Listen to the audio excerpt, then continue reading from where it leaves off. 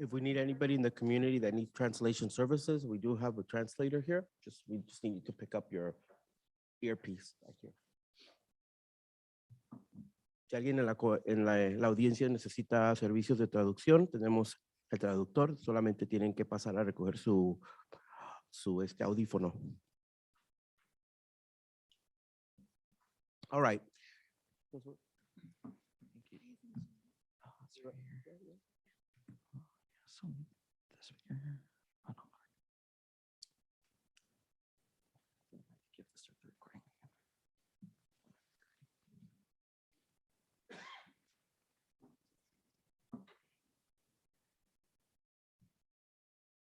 Great. Good evening, everybody, and welcome. We are beginning our Tuesday, December 14, 2021, Gonzales Unified School District regular board meeting. May I get a roll call, please? Trustee Lopez, Here. Trustee Flores. Here. Trustee Cuevas. Present. Trustee Ayon Here. and Trustee Daniel. Present. Thank you. Moving on to item C, C approval of. I'm sorry, Board President, I move that we move item G, approval of agenda, before item C, approval of minutes.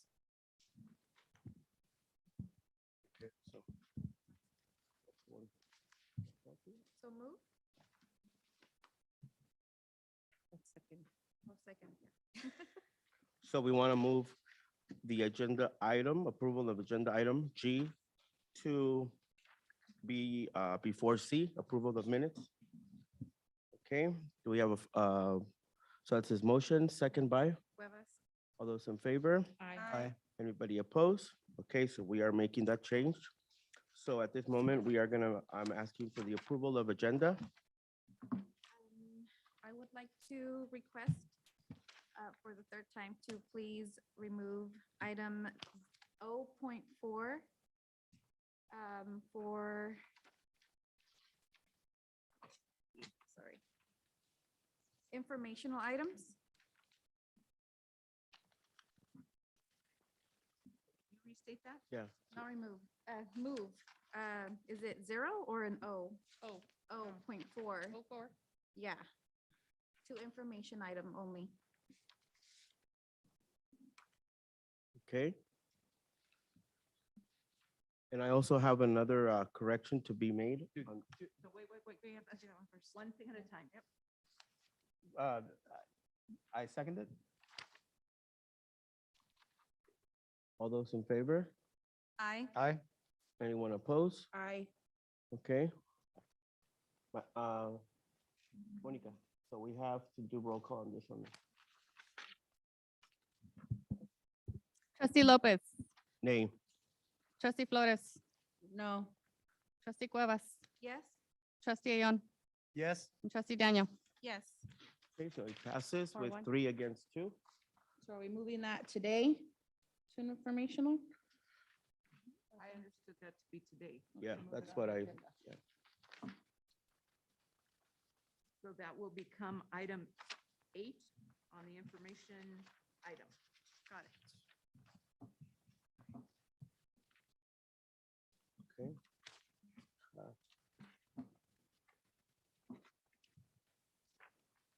You did a roll call on this? Yes, please. You did. We just did, right? Okay. So it's 3 yes, 2 no's. Yes. Okay. All right, so then go ahead, and we do have another correction to the agenda. It's on number 0.19, classified personnel assignment order, number 21-22-44, to grant a leave of absence without pay for Mary Vargas, administrative assistant at Gonzales High School, effective December 16, 2021 through June 16, 2022. And that's just a correction, right? On Just to the, correct it, not to take action on it just Correct. yet. just a correction on the writing, but there's no motion to be. Wait, can you repeat the item 19? It's 0.19.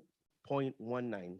And the correction is? Classified personnel assignment order number 21/22-44 to grant a leave of absence without pay for Mary Vargas, administrative assistant at Gonzales High School, effective December 16, 2021 through June 16, 2022. Okay.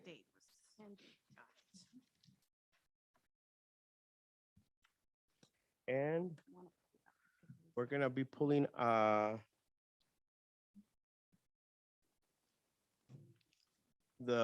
we're gonna pull number C, approval of minutes.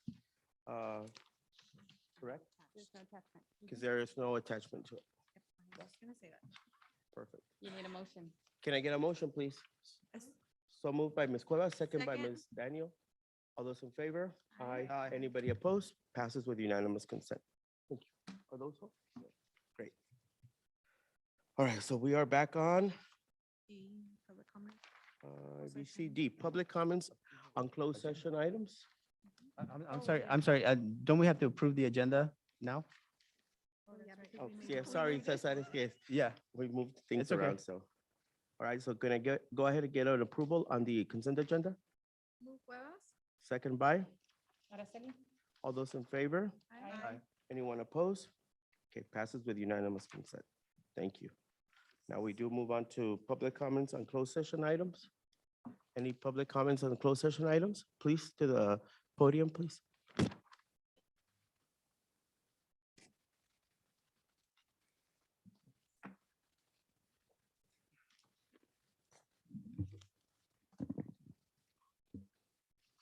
Go ahead. Good evening, board members. Board members, I'm here today to make a comment in regards to the performance evaluation tool that was discussed during the closed session. And this performance evaluation tool was used for the superintendent. My question to you, and maybe obviously you can't answer, it's a closed item, but what, how is the, Areli, we actually haven't addressed this particular item yet. oh, you haven't. Closed session, we're going So into. you're. Yeah, we're gonna go into the closed session. Wait, and this was from the previous, or No, she can make it now. Oh, I thought it? We just haven't talked Oh. about it. perfect. Yeah. So go ahead and make your public comment, and then we're gonna go into closed session after this and discuss that particular item. Okay, perfect. Okay, thank you, sorry. Perfect. I hope you take my questions into consideration. Given that our superintendent is our leader for the district, this evaluation of this person is very important to myself as a parent and other community members. And so I noticed that you are using, it doesn't specify what performance evaluation tool you use, but my question to the board is, how do you decide what evaluation tool is used? And once you decide what tool is used, maybe there's many, and I'm not sure how you decide that, are all board members trained on how to use this evaluation tool? And how can we as constituents and parents, students that are being led by this superintendent know that this tool will make sure that your ratings or your grades or whatever performance ranking you give our superintendent is valid? And then two, will it in fact show what this person truly has done? Because I have to say myself as a parent, I'm very pleased with what Superintendent Irving has done so far. There's great things she's done. One of them being that she's led our district admin to do a better job in having parent groups within each site. She's modeled great leadership because I see it with our principals at Fairview and at La Gloria. Our site councils at each school are wonderful. We have engaged parents. We have a good turnout. This meeting has a good turnout, but I can't say the same for our regular board meetings. So I know that our principals at each school are leading that way because obviously their leader is showing by example. And so I can attest to good leadership and feeling included and being part of the process in leading our district and guiding and giving our feedback as parents to each site, because I know our admin's being supported by their number one leader or their leader, which is our superintendent. So again, I go back and ask, what tool are you using and how effective is it? And how do I know that you as board members truly know how to use this tool to evaluate your one employee, Superintendent Irving? Thank you. Thank you, Ms. Do you have any other public comments on this closed session item? Mr. Martinez?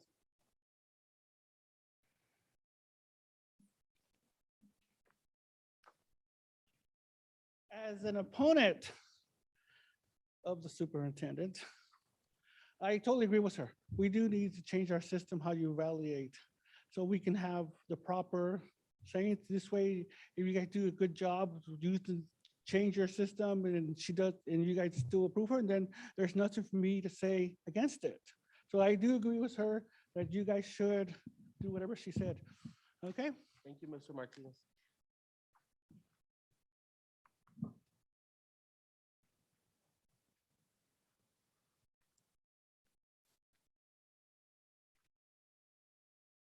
Yeah, Roman Barba. Um, I don't agree with what the superintendent's doing. I'm totally against what she's doing. Uh, The first time I had a closed session meeting with the superintendent, she was very rude. I've never met anybody that rude. And, you know, I met some rude people before, but this is pretty rude. It's very one-sided in closed session meetings. She didn't even listen to anything I had to say. And basically, when I tried to talk or say something, she'd basically talk down to me, which I don't agree with. You know, me, I used to be in the car business probably like 35 years. I ran dealerships. I've been supervisors and I had meetings with employees. You never talk to employees and people like that. That's crazy.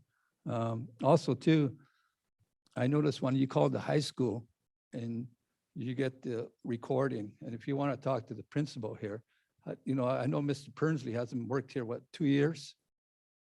If you call the high school, it says, okay, you want to talk to the principal, and Mr. Pernsley hasn't been here for 2 years. And Mr. Magwan's at Fairview, it's been 2 years. So that's telling me that the superintendent's not really doing her job.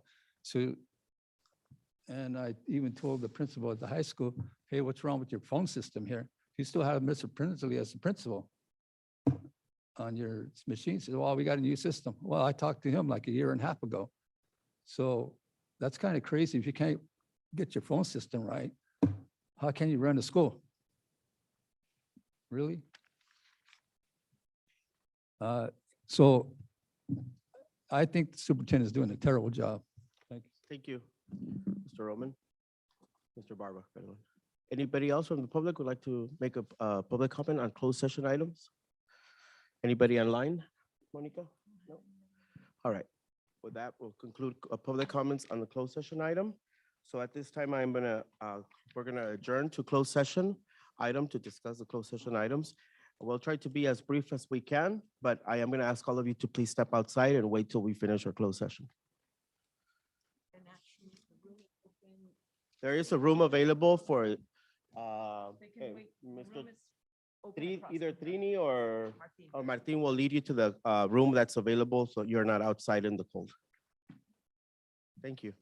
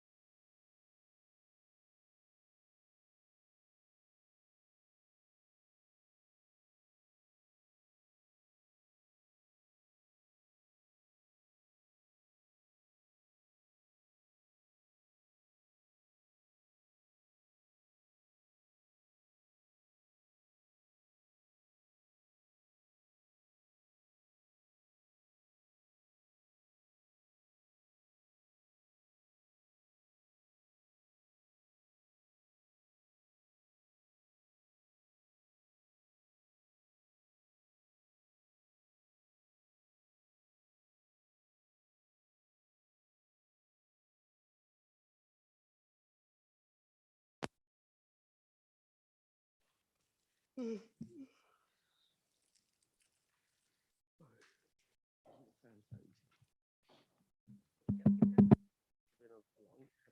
5. So have I. Have I? No excuses. No excuses. All right, welcome. Are we ready to roll, Ramon? Okay, great. Welcome, everybody. We are reporting back out from closed session. Just want to let the public know that at this time, there's no action taken for item 1, which is public employee appointment, employment government code section 54957. We are going to return to closed session at the end of the board meeting to continue with discussion number of item 2, discuss public employee performance evaluation tool, government section code 54957, superintendent. So at the end of the board meeting, we are going to go back out to closed session to handle item number 2, just letting the public know. At this time, we are, well, we reconvene from closed session. There's no action taken at this time for the closed session item on number 1. And we are moving on to, we did the approval of the agenda already, so we're gonna salute to the flag. Can we have Maria, can you lead us in the Pledge of Allegiance? Yes. Ready, begin? I pledge allegiance to the flag of the United States of America and to the republic for which it stands, one nation, under God, indivisible, with liberty and justice for all. Thank you. Moving on to item number I, organizational items. Number 1, appoint a temporary chairperson. Staff report? So Wait, hold, we do have some public comments.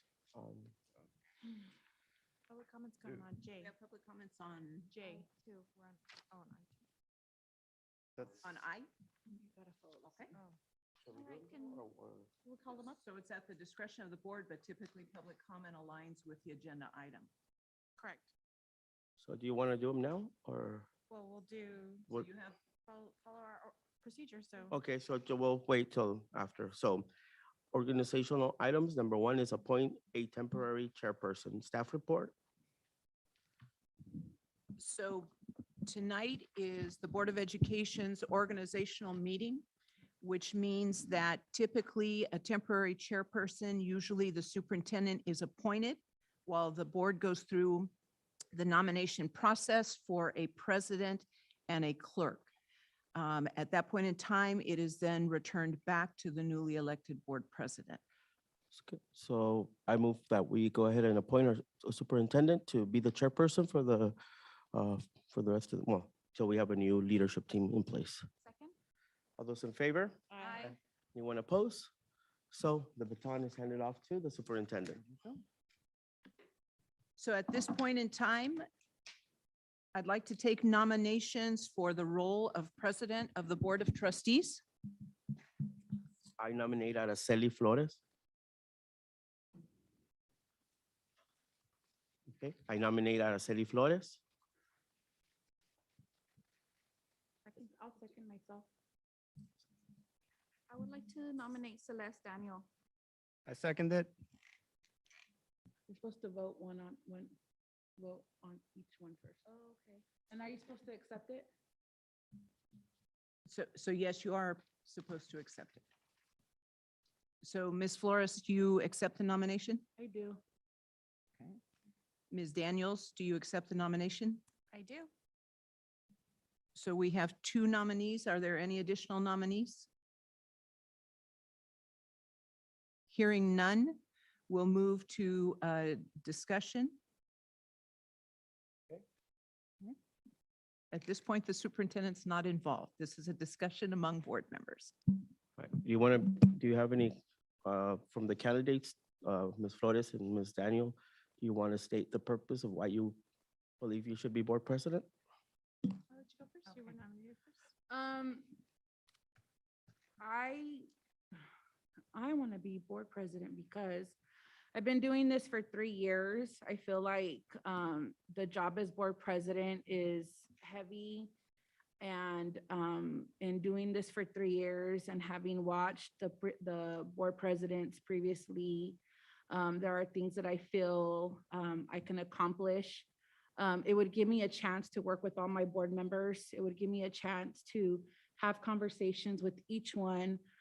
Since I don't do that now, it would give me a chance to work with the superintendent and do some organizational changes and work on the district vision and mission and making sure that, the student priorities are first. I feel like I've been involved in accomplishing so much already that I would like for my last year to sit on the board presidency. I've accomplished working with Yvette on structuring the school site council meetings, working on the school site bylaws. I've worked on establishing the GTA collaborative. I started the collaborative with the student board members. I worked on the mental health platform and working with Yvette on strengthening our mental health program. And so I've done a lot of work already to move some things forward with the district. So I'd kind of like the opportunity to have a role as board president to kind of see what else I can do, since I've already kind of done some of the work that I was always meant to do while I was sitting in this seat. And since it is, I am one of the senior members of the board, I'd like to have that opportunity since it is my last year for this term.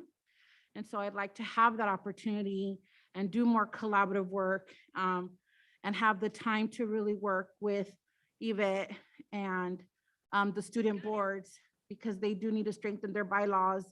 Their bylaws have not been done. And, the conference that we went to, the student board members who sat in that seat really talked about strengthening their position as student board members. And I'd really like to do that work as board president, along with really getting parents engaged and strengthening the parent engagement and community engagement. And so I'd like to have an opportunity to play that role on my last term here. Thank you. Thank you. Thank you. Ms. Daniel?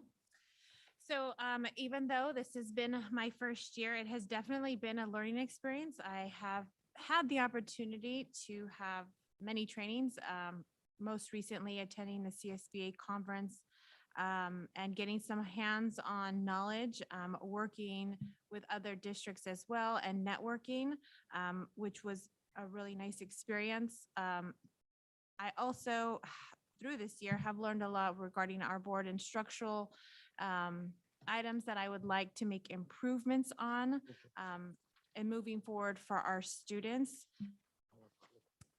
The reason I'm here is definitely for the children of this school district, or else I wouldn't have become a teacher in this district.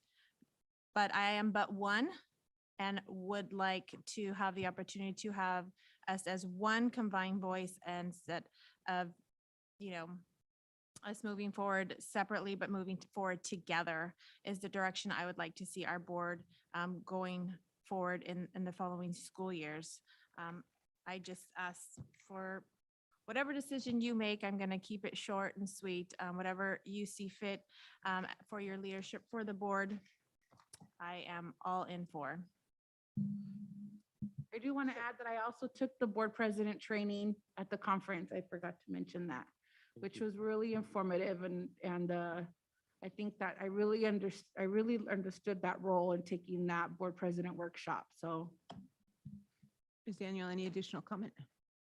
I would hope that my fellow board members would see my commitment to the board. I can say I am of one who's had perfect attendance since I've been on the board this year, since my taking office, and attending all additional meetings, subcommittee meetings as well. So I'm going to go ahead and allow our additional board trustees to comment if they so choose. Mr. Ayon? I'm endorsing Celeste for our next board president. I think Celeste has the qualities that I think are very, very good to have as a board president. She's temperate. Obviously, she's got her, she deliberates, she prepares. And yes, this is her first year, but you can tell that she really does the work. She's committed. As she said, she's been to every board meeting, not missed one. And she has a big schedule. She's a full-time teacher, full-time mom. Yet, despite all those things, she's still here, here at the meetings, giving it her best. She doesn't, show up and not be prepared. She's prepared, and she asks good questions. I think as a board president, you need somebody with those type of qualities that can take all the different points of view, and be responsive to them, from the board to the superintendent to parents to the community. The board president is the spokesperson, as Jose knows, of the board, right? And I think Celeste would be a wonderful spokesperson, and one that would inspire trust and confidence, and would speak with authority. For that reason, I support Celeste as being our next president. Ms. Ms. Cuevas? Cuevas? Yes, you guys are both very amazing women, and I'm proud to sit next to you guys. Definitely for a leader, I look for in a leader is collaboration, compromise, and open-mindedness. And you both have that, but I would really like to see Celeste represent me as board president. Mr. Lopez? Thank you. I want to begin by acknowledging that to all of my colleagues up here, thank you for your service that you do for this, for primarily for our students, but also for the community here in Gonzales. It's admirable that although we might not agree on a lot of many issues or how we go about it, different items that come to the agenda, but at the end of the day, I thank you for the service that each one of you does for our students and for our community. With that said, having been board president for the past year, it's been an interesting, inspiring, but also challenging experience of leadership here locally in our community. One that I'm gonna cherish forever and that I've learned and has really transformed my outlook into what public education does and the ability and the potential it has to transform the lives of each one of our students. Along with working with our superintendent, she has helped me also see that beautiful side of service in service for our students. And so thank you, Yvette, for working with me alongside for this past year on this journey of public service through education. The reason that not that I don't have anything against Ms. Daniels, but the reason that I nominated Ms. Flores, not only the experience of being colleagues on the board for now over 3 years, but also her ability that I've witnessed personally of engaging the community, of being out there with our families, English and Spanish, and the accessibility she has had with the families to engage them and to bring them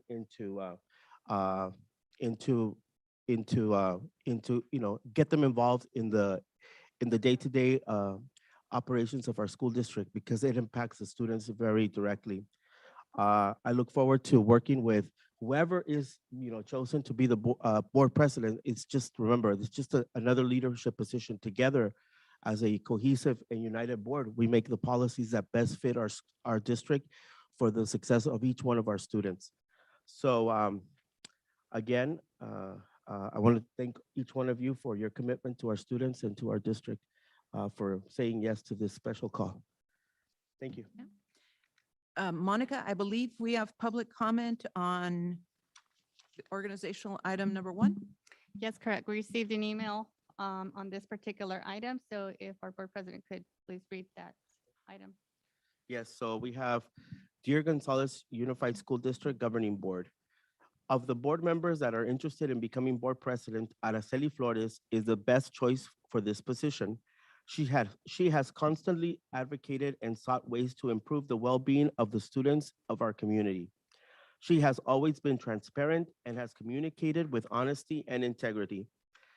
She has made herself available to the community, and her roots to the Gonzales community has kept her focused on what is the best path forward, especially in these difficult and constantly changing times.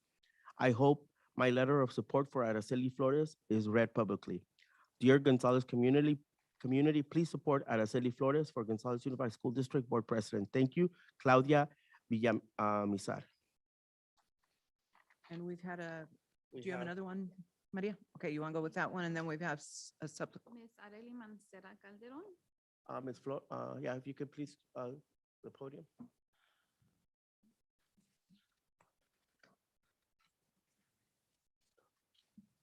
Yeah. Like this.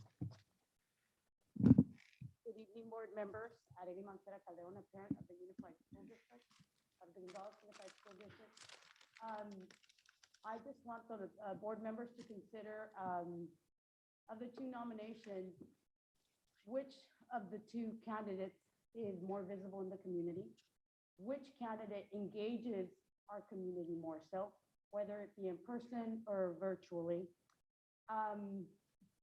Which candidate during our board meetings opens conversation amongst you as board members?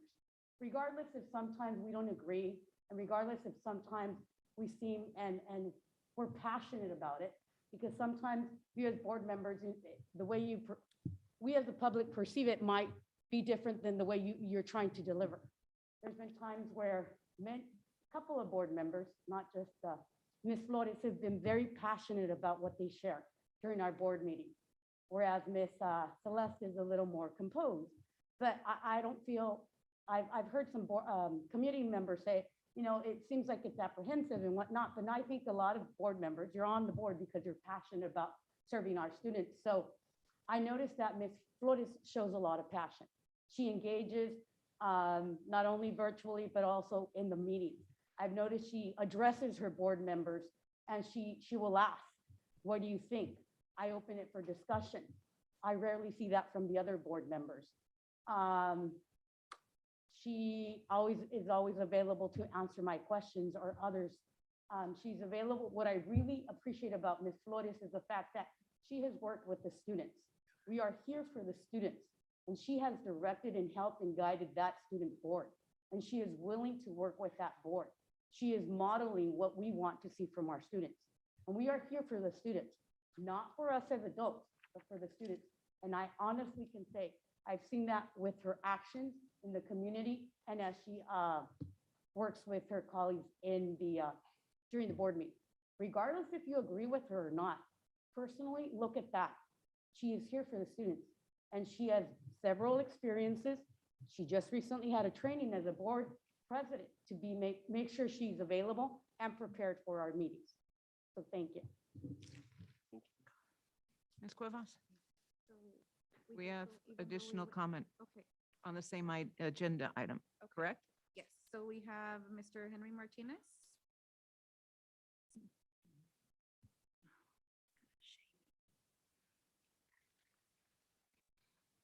Hi there. I do not know Celeste personally, and I did not support, well, I forgot his name, Caesar for the election. But I do oppose her getting, Araceli getting the nomination because she was very adamant in what she really does. I commented on her wearing the mask chingona, and that is not a proper word to be using as a future president. Okay, when you Google her name, other cities will see that on her Facebook, because I'm still posting it. And that is not a representative that I want to go to other cities. She went there to argue this issue with 8 people to the city council meeting. She sat there while other people wore the same mask arguing my comment. All I commented was not her free speech, it's what she was saying. Was it appropriate as a board member to be wearing it? She wanted to inspire the girls in this high school. That is not an appropriate way to inspire girls. She doesn't understand the lingo here in the Valley. That is a gang word from the 1970s, 80s that I grew up in Salinas. When you walked up to a gang member and they always ask you, are you chingon? Are you chingona? Means, are you tough? Are you ready for it? Are you ready to fight me? That is what we, the people who lived here in the 70s, the 80s had to deal with. Gang words. Where they're from, their culture, that is acceptable. But in our area, it's not. Our area, it's a gang word. I grew up with it in the Salinas High School, fearing that word because every time they mentioned it, meant that I was gonna get a beating if I didn't answer them right. So that is not a proper behavior of her going to support people to fight me because I commented that that was inappropriate. You know, I didn't deny her free speech. I just was trying to tell her that's not appropriate as a board member. And now as a president, you know, that picture is out there, you know. Just wanted to mention that. Thank you, Mr. Martinez. Ms. Cuevas? Yes. Second is Mr. Roman Barba.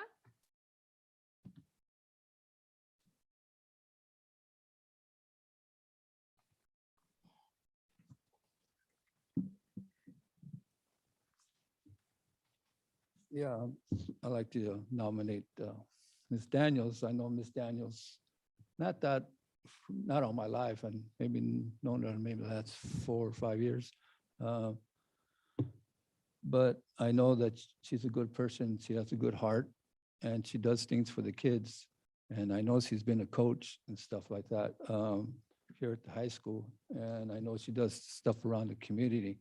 And also, I know she doesn't use foul language. And I know that the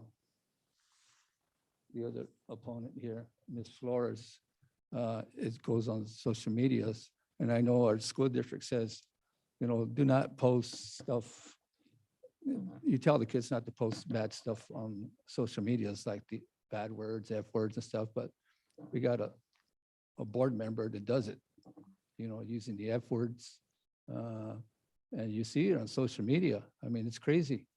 And I can't believe she's on our school board and she's posting that stuff. And if you don't believe me, I got all the posts right here on my phone. If anybody wants to see it, I'll show it to you, but I don't think I need to. I think a lot of the community members already seen it. And they go, well, what is she doing on our school board? But she's posting stuff like that.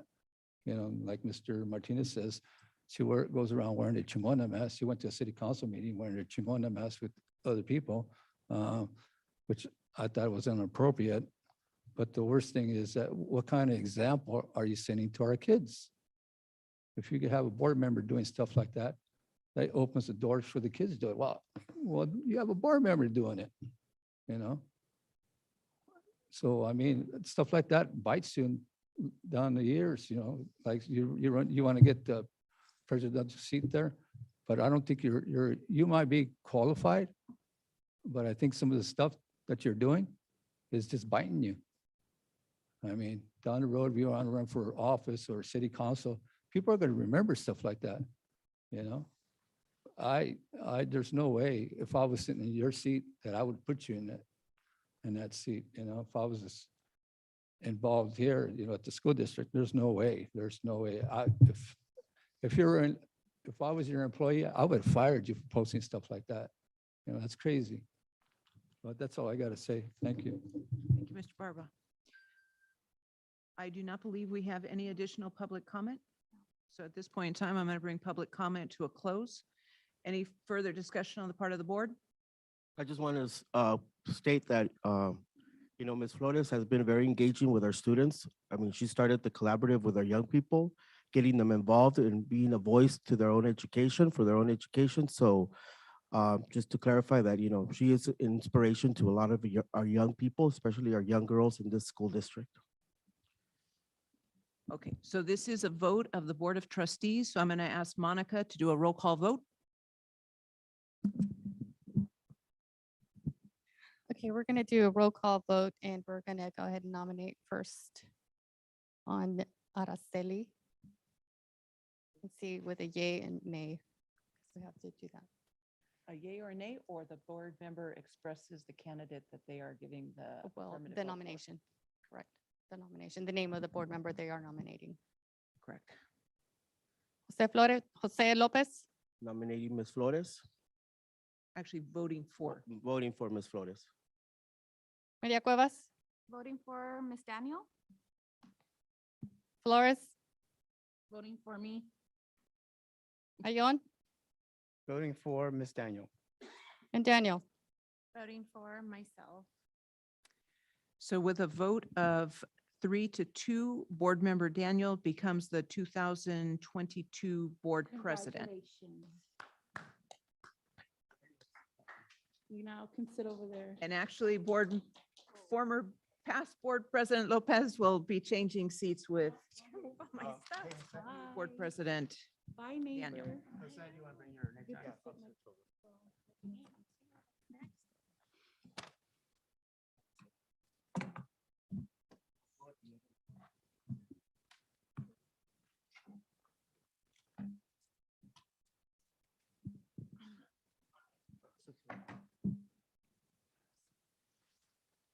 Let's make it official. I'll hand over gavel.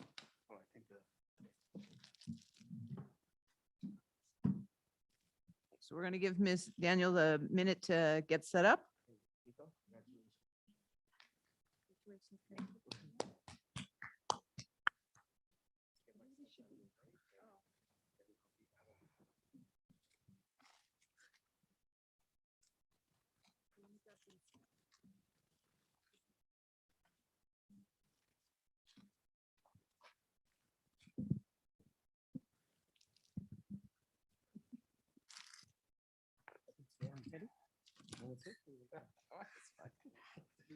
You have more seniority than me anyways.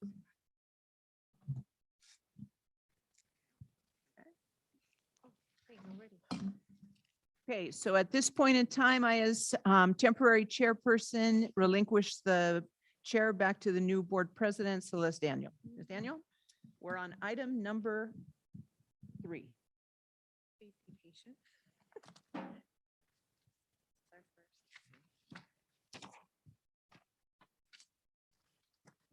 So item number 3, to nominate, nominate a clerk of the Board of Trustees for 2022. I would like to nominate Maria Cuevas. Seconded? I'll accept. Well, nominations, right? Are there any other nominations? Yes, I would like to nominate Ms. Flores. I'll second myself and I accept. Discussion for, well, I'll give member comments. Oh, sorry. Board member comments. Mr. Ayon, we'll start with you. Yes, I think Maria has done an excellent job as clerk. She stepped in, every time that she was called on, leading our meetings on multiple times. I think she's shown that she's good at the clerk position. She's very analytical. She's thoughtful. She sits back and listens to the other sides. One of the community members said that, there's a couple of people here that are pretty passionate. I think she maybe was talking about me too. But that's not the style that Maria has. She likes to evaluate, sit back, and then make a deliberation once she has all the information. I think that's very useful to have in leadership, and as well to be able to represent a board in a calm style and informed way. So for that reason, I nominate Maria Cuevas. Thank you. And the reason for why I, suggest that we consider Ms. Flores is Maria has worked with me and she does have a great job. It did cover me in a couple of meetings, but it's also important that we give the opportunity for other board members to show their leadership capacity to our school district and to show what they can accomplish for our students. Remember, we're here for the students at the end of the day. So, having worked with Ms. Cuevas, I thank you, Maria, for your help in collaborating with me and leading our district. But I think it's also important that we give this opportunity to somebody new that hasn't had that leadership position. And as Ms. Flores previously stated, she has a lot of experience, a lot of training, and is committed to our district. Thank you. Ms. Flores? So, and one of the things I've learned in going to all the conferences is that there is usually there's a rotation in leadership. And so I would just like to be given the opportunity to sit in a seat where I can engage in a leadership role. And I'd like to have the opportunity to at least sit by the board president and participate in any kind of opportunity where leadership is needed. I consider myself a great leader. I am all for female empowerment and for Chicana Latinas out there. And there's a lot I can say more about that, but that's a whole lecture and a college course that maybe one day I'll teach in the future. But I would like an opportunity to sit in the seat. It is, when you talk to different districts, they do a rotation, and I'd like to have a chance to at least continue doing the work that I've been doing and continue to accomplish the things that I've already accomplished and more. My real focus is being in a position where I can really work with the student boards and establishing their bylaws and strengthening that. Because whether I sit in the seat or not, the student board position really needs to be a lot stronger.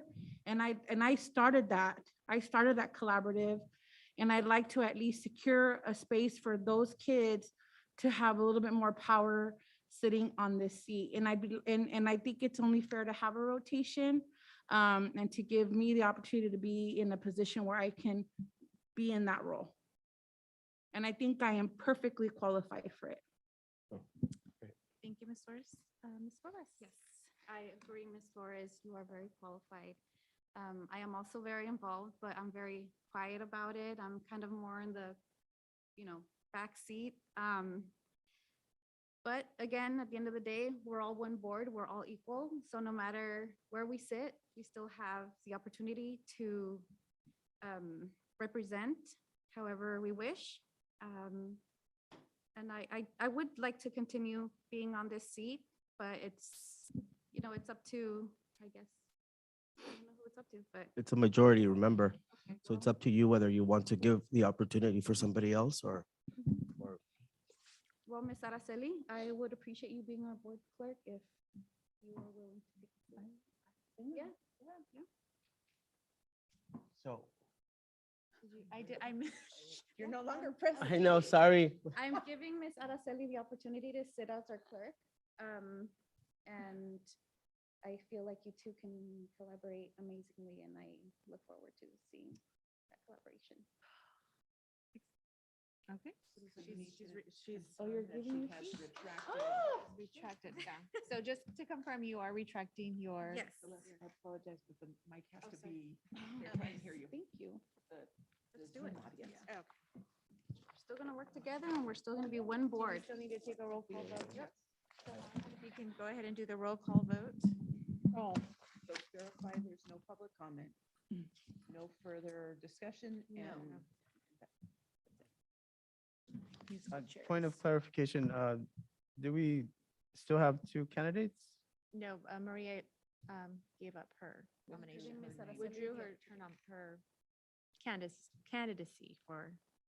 Her nomination, she withdrew it. So we only have one nominee, Ms. Flores. Correct. Oh, So Monica needs to still do the roll call vote. I'm going to go ahead and do roll call. Please name your, the only one now, we're going to go ahead and just yay or yay? Yeah. yay or nay on having Ms. Flores as the clerk. Lopez, Yes. trustee Cuevas, Yes. trustee Flores, Yes. trustee Ayon, No. and trustee Daniel. Yes. Okay, it's approved 4-1. Okay, we will move on to item number 4, appoint superintendent as secretary to the Board of Trustees for 2022. Do we have any? For that, that's public comment. Yeah, I was gonna say it's done every year, so. Is this just a regular? so somebody needs to take action. Yes, Okay. so I can, need a motion to, so I second the appointment of superintendent. I need a motion. I motion, we appoint superintendent as our secretary to the Board of Trustees for 2022. Motion by Jose, a second. Araceli? All in favor? Aye. Aye. Anybody opposed? The motion passes. We'll move on to item number 5, appoint board representatives. So that would be our committees. Can we Um, keep the committees?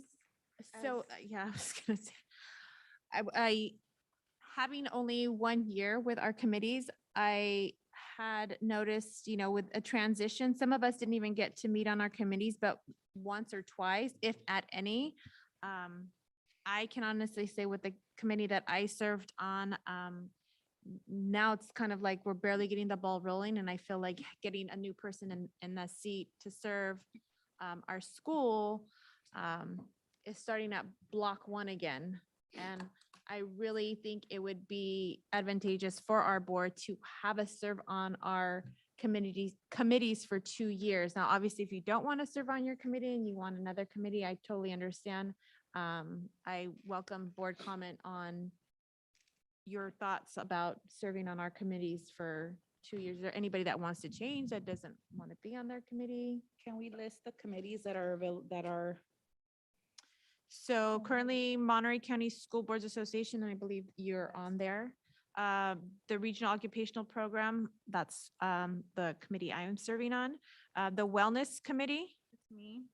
That's Is a Marie. two- Technology, I believe that's Board Member Ion. District Advisory Committee, That's mine. that is also Ms. Flores. Gonzales Community Collaborative Committee. That's mine. The LCAP Committee. I think one of us, I think either me or you alternated. Yeah. Who was on that committee? I think it was me. Alternate. Board Member Lopez. from the Uh, budget advisory.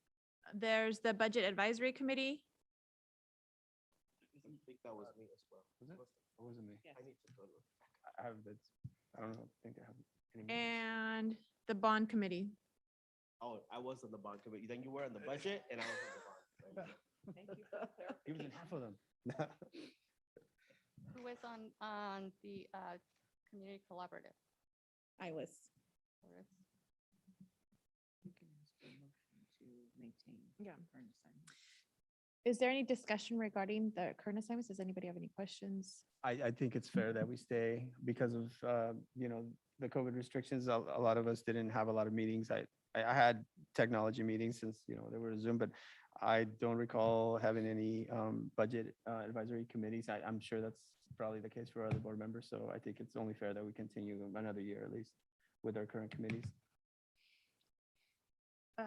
Board Member Lopez, any? No, I agree with Cesar. I think 2 years is a good time for, serving on these committees, get you some experience. And the first year you kind of learn, and the second year is when you actually get to be more involved. So, Ms. Cuevas? Would we need to change the bylaw to require up to two at least, or? No, No, because this would be considered a temporary move based on the COVID circumstances. Okay, yeah, I'm fine with sticking with, the same word. I agree. So can I get a motion to leave our committees as? I motion to maintain the committees as they are. Second, Cuevas? All in favor? aye. Anybody oppose? Motion passes. Thank you. So now we are on to item number 6, establish regular board of trustees calendar, place, time, and dates. And I believe the calendar is shown as your attachment. Can we pull it up on the screen? please? And just one clarifying comment. The start date of school is still being determined by the calendar committee, which includes both GTA and CSEA representation. Okay. So this is an hypothetical date at this point. It should not impact board meetings, but we do have bargaining unit members in here that may see that indicated. And I wanted to reiterate that that has not been decided yet. Any discussion regarding the calendar as submitted? Just a question. This does not call for board approval, correct? This is more information, No, it No, does call for yeah. board approval. It's It'll be part of the voted. organizational meeting agenda. but it will be modified. As you said, we're waiting for the actual date. So it, The school start date does not impact the board calendar. This is when we're gonna be meeting as a board. So Oh, I'm sorry, previously, I'm yeah, sorry. the previously the meetings. board had like, I Yeah. think the previous board had Mondays. We had Mondays. Before, and so every We year you have changed it to to. Tuesday Mhm. Okay. because of the council meetings, I think. I move that we accept the regular Board of I Trustees second. calendar. So first by Mr. Arion, second by Board Member Flores. All in favor? Aye. Aye. Anybody oppose? Motion passes. So we're moving on to item J, public comments. At this time, members of the public may address the board on topics that are under the jurisdiction of the board. For public comments on items not on the agenda, the board may not discuss or take action during this meeting. Education Code 35145.5. Comments from the public shall be limited to 3 minutes on any topic. The board may limit the total time for public input on any topic to 20 minutes unless it chooses to waive the item limit for a particular item. So we have Larry Rodriguez.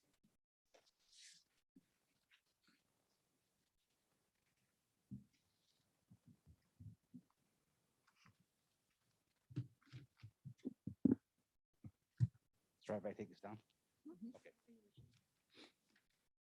Okay, good evening, board members, Ms. Irving, and good people of Gonzales. My name is Larry Rodriguez. I'm the president of the Spartan 300 Club tonight.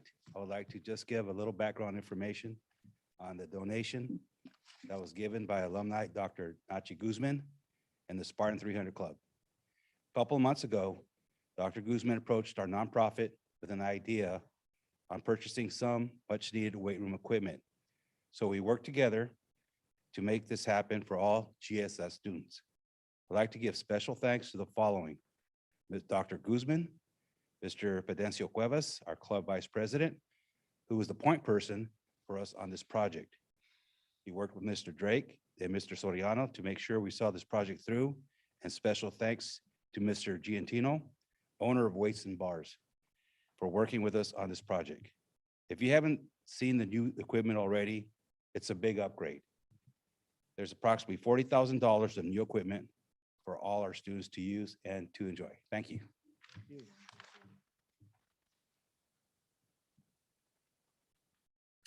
Next, we have Sandra Rodriguez.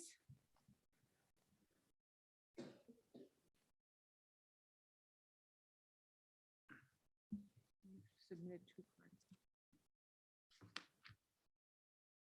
Good evening, board members. I see that our district has purchased some cheer long sleeve shirts, and they're using general funds and coding it as surplus and materials for athletics under LCAP Goal 1. This is the second time our district has used general fund monies for cheer. Not that we shouldn't buy cheer or anything or support cheer, but currently the cheer program is not considered a sport by CIF because they're not competing and stunting. This district says it will no longer honor the uniform rotation, and some of the district office will be inspecting uniforms to see if our teams are indeed in need of new ones. My question is, who is the designated person to determine if the team needs new uniforms? And who is better qualified than the coach themselves to see what their team actually needs? The uniform rotation was created to provide equity for all teams. In essence, the varsity would receive new uniforms every 3 years and the JV would get the old uniforms and they would recycle. Girls basketball, volleyball, soccer, all got put to the wayside. They're using boys basketball hand-me-downs.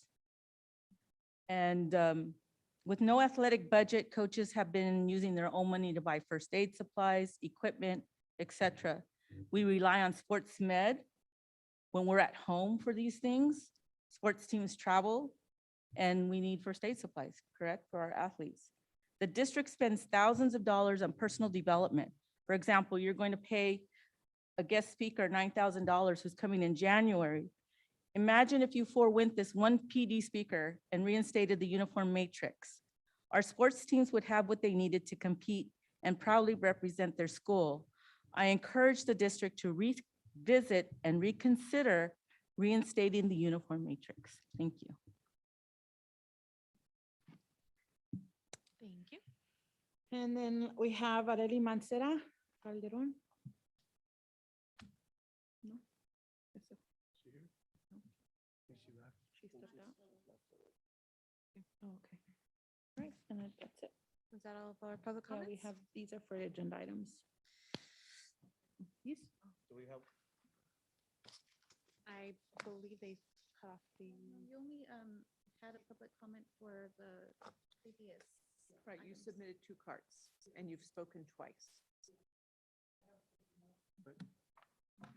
So I think you can speak to any agenda item, multiple ones, actually. if the board is open to that, the board has the discretion of limiting the amount of times a single speaker can come back. That's why the 20-minute limitation is referred to. So, Mr. Martinez, do you want to submit another card? Or can Monica just jot down your name and the agenda topic? Okay. You put the timer on?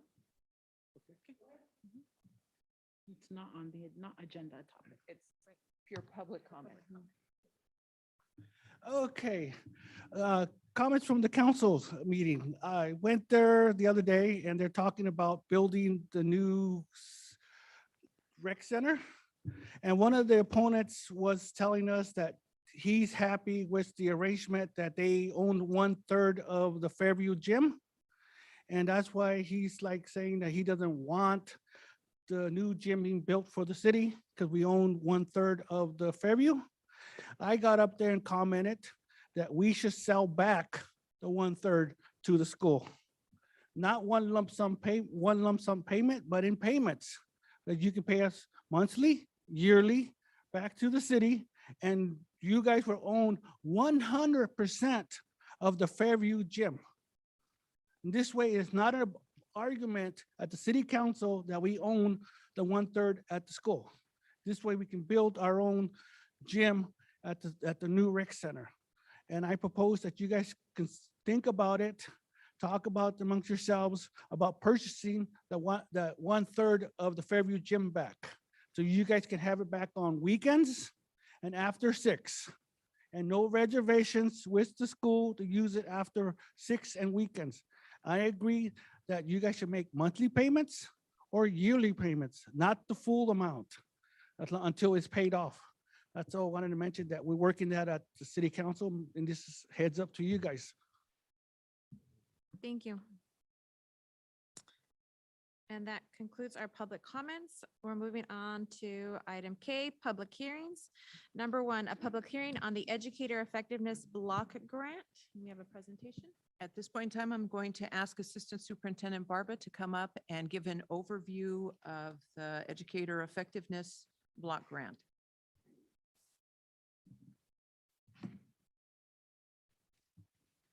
Good evening, board members, superintendent, staff, and community members. I'm Yolanda Barba, the Assistant Superintendent of Educational Service, and I am here to present to you the Educator Effectiveness Block Grant. Essentially, these are funds that have been given to us to support our district to implement professional learning for teachers, administrators, and paraprofessionals that work with our pupils. There is 10 focus areas, which you'll see in the actual grant, but those would entail coaching and mentoring to support student teaching and learning, aligned curriculum, strategies to engage our students, implementing social emotional learning, trauma-informed practices, suicide prevention, mental health and wellness, positive school climate, instruction for special needs, our EL subgroups, and supporting to build teacher capacity, supporting new teachers. Also looking in the years ahead and implementing the ethnic studies curricula and supporting our early childhood education, which includes kinder readiness, universal TK, and preschool. As you will see more entailed in the grant, there's more specific, more information in there and the amount that's allocated for each of the areas. And again, this grant has been given to us to utilize starting this school year and effective up to 2025-26. Does anybody have any questions?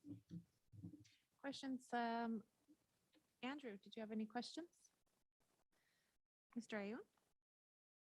Thank you, Ms. Barba, for your report. Thank you, Ms. Barbara. I just look forward to seeing what the block grant's gonna do and the final outcome of all the programs that it's gonna offer. And so I know it's all a process, and so it's not gonna be like up and running tomorrow. Mhm. So I'm excited to see what the outcome's gonna be. And congratulations for passing and getting the grant. And thank you for the work it took. Thank you. Okay, thank you again. So I will go ahead and read the public notice. Notice is hereby given that the Board of Trustees of the Gonzales Unified School District is holding a public hearing to present and further solicit the comments of members of the public regarding the Educator Effectiveness Block Grant, EEBG. The EEBG is available for the public viewing prior to the public hearing session at the district office located at 600 Alco Street in Gonzales, California. The general public is invited to participate and make comments in the hearing scheduled to be heard at the Gonzales Unified School District Governing Board of Trustees regular board meeting scheduled for Tuesday, December 14th, 2021 at 6:30 PM. Due to the COVID-19, in-person board meetings are limited to first come, first served basis. Meetings are also being live streamed via Zoom and via YouTube. The link, along with instructions, are made available to the public on the agenda posted on our website at www.gonzalesusd.net 72 hours prior to the board meeting. This notice is posted at the district office for public view. Any comments or questions may be directed to Yolanda Barba at the district office located at 600 Elko Street, Gonzales, California, 93926. Telephone number 831-675-0100, extension 8115. So at this point in time, the U.S. Board President will open the public hearing, ask for any comments, and then close. So we will go ahead and open up the public hearing for any public comments. Seeing as there's no public comments, we'll go ahead and close. Thank you, Yolanda. Thank you again, Ms. Barba. Moving on to agenda item L, information items. Number 1, update regarding IRS mileage rates for 2022. Dr. Drake?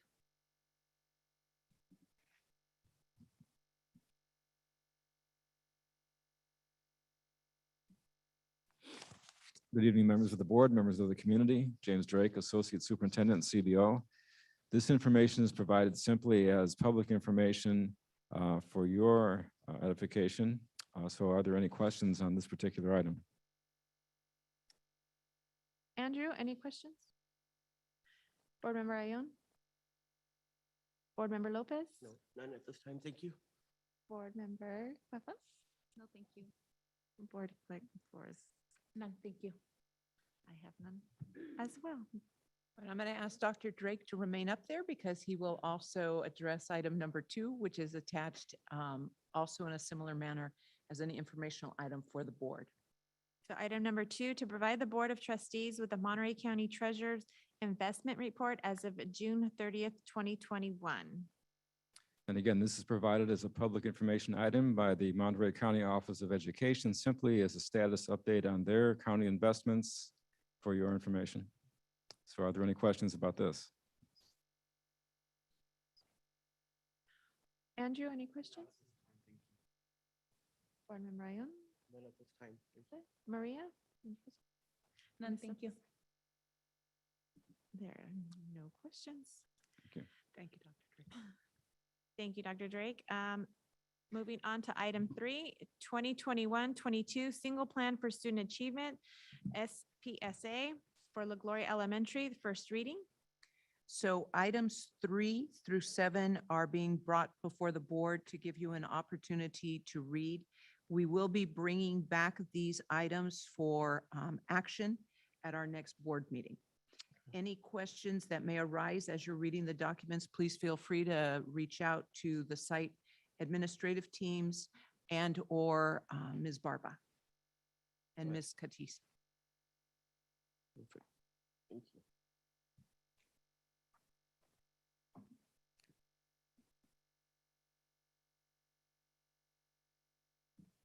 Any questions? Yeah, it's informational. Okay. We will move on to item number 8, which is regarding resolution number 2021-22, authorizing to initiate the by trustee area election system commencing with the 2022 governing board election. So Areli's not here. She had a comment. And then the next would be Ms. Orozco.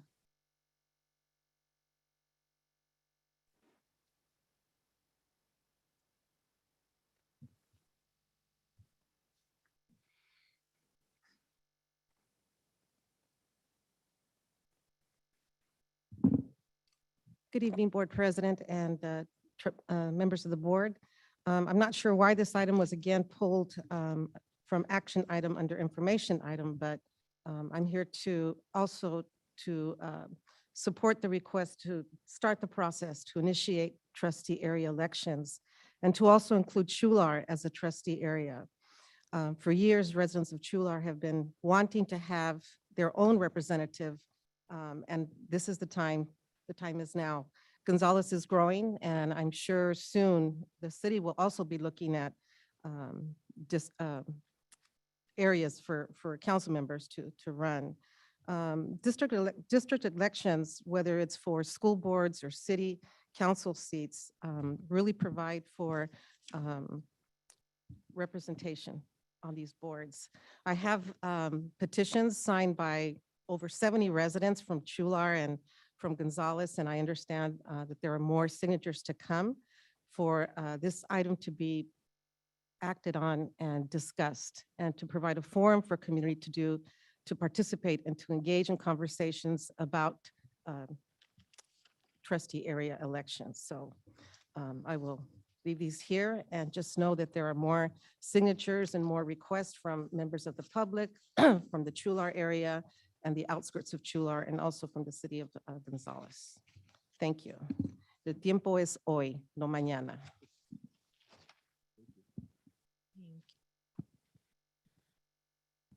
Comments from the board? Andrew, do you have any questions? Thank you for Board Member Ayon?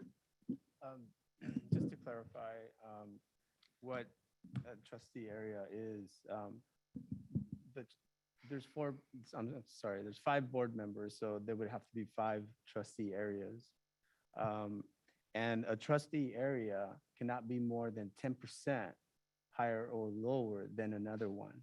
So if you look at the population of Chular, total population is 1,400 people according to the sign by the freeway.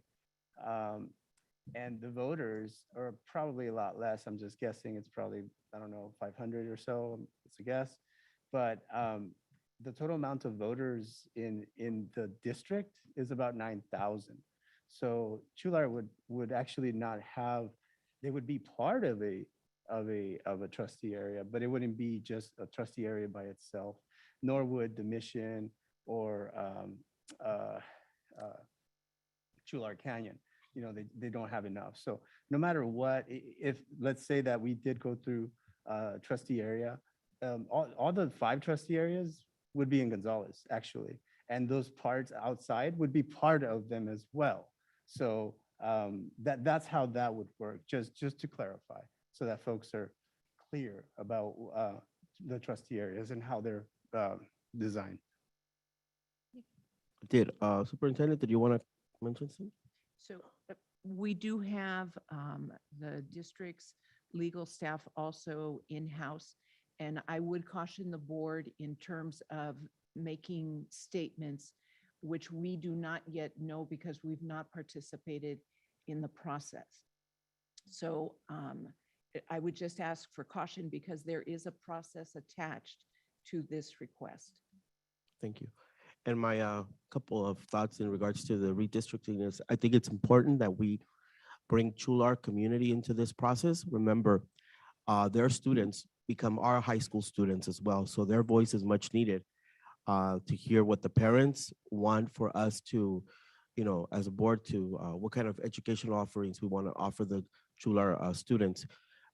They do have the option of some of them to transferring out of the district into the Salinas area or, you know, at home school, but the majority of them, And I'm estimating, Superintendent, about how many students do we get from Chular Unified for the high school? Approximately 103 right now. About 100. So we do, it's a good chunk of students that we do get here at Gonzales High. And so it's important that we open and we reach out to them. It's not, I don't think it's enough. We just, it's open for them to come to us, but I think we need to take that initiative of reaching out to them and inviting them to be part of our conversation, of hearing their voice here at our board meetings. Maybe not necessarily as a member of the board, but I mean, their voice needs to be heard. And that's been my experience as board president this past year. Is a lot of families were reaching out to me and asking me, well, we don't want to get involved because they don't listen to us. You guys don't listen to us. Why do we waste our time, if the board doesn't listen to us? So my job was trying to reconcile and trying to bring their voice into the conversation, because no matter if it's one of our students here within the city limits, or if it's in Chular or Mission District, their voice matters. And it's important that we, as a board, listen to them and bring them and get them involved in the education, not only of their kids, but also get them involved in the many opportunities we offer here at Gonzales Unified for each one of those students. I just want to say something else. I 100% agree with Trustee Lopez. He's right. Of course, their voice matters. In fact, the Chular kids are normally the top kids, right? That's not this. That's not this though. I invite Chular to come here and to be heard, like Mr. Lopez has said. They deserve that. Again, that is a separate issue, I believe, than this particular issue here. Board Member Cuevas? I also agree with Mr. Ayon. I've had different feedback from community members, including Chular, so I'm still trying to, I guess, let it sink in. So I look forward to, receiving more information from other community members who would like to share. And I welcome anybody, Chular, people from the outskirts, come to our board meetings, and you're more than welcome to be heard.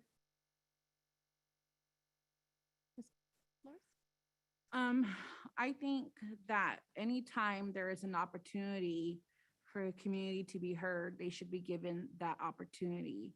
And the redistricting, the intent to redistrict does give the opportunity for people in the community, not just the adults, but also the students and the parents, to come together to talk about what the at-large districts would look like. I have spoken to Chular residents. I've heard from previous students from Chular, especially the previous students of Chular are passionate about having a seat on the board.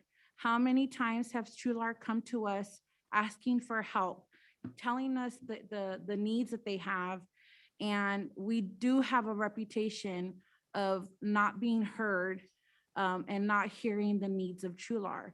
And I think when you have an opportunity for there to be a place for a conversation, so that people like the residents of Chular who are going to send their kids here have a place to really talk about and advocate for their needs, I always feel like you should always give an opportunity for that conversation.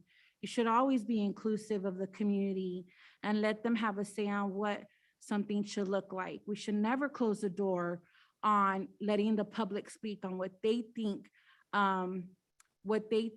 these seats should represent. Chular has come to us many times for help, and I think it would be an amazing thing to see a representative from Chular really advocating and working with the superintendent to address the needs of Chular. I think they deserve an opportunity, as well as everyone else in the public. It's given the opportunity to engage in community conversations about what this should look like. And I am always for providing that space. So.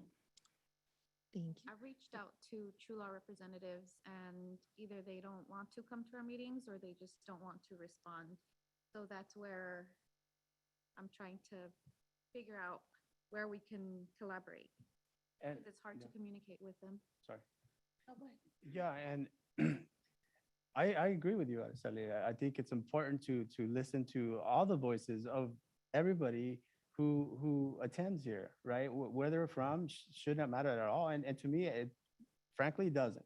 It doesn't matter where they're from as far as their voice is just as important as everybody else's voice, right?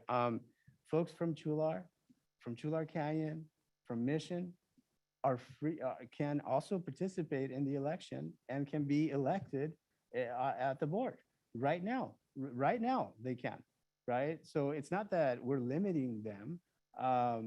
And you know, as far as attending the meeting, I understand folks are working and things like that. So I think now that we have virtual or the ability for folks to see this online, I think that that helps. Hopefully they do participate, they send in public comment, you know, if they can't make the meeting, reach out to us if they can't make the meeting, because we do value their opinions and what services they want. You know, I think that it is important. Why, you know, and we brought it up, I brought it up a while ago, I think when I first got on the board is, you know, our kids that are from Chular or from outside of town, they don't have the same opportunities that our kids from this town have in regards to sports, you know, into after school activities, because why? They don't have transportation, right? We used to have buses actually for kids from the outside. I'm talking in the 90s, you know, where we had buses that if you were from Chular and all these other areas, there were late buses that you can take. So you weren't limited to these opportunities that all the other kids that live in town have, right? I think that is something that, I mean, in my opinion, we should look at. We should look at, because I agree.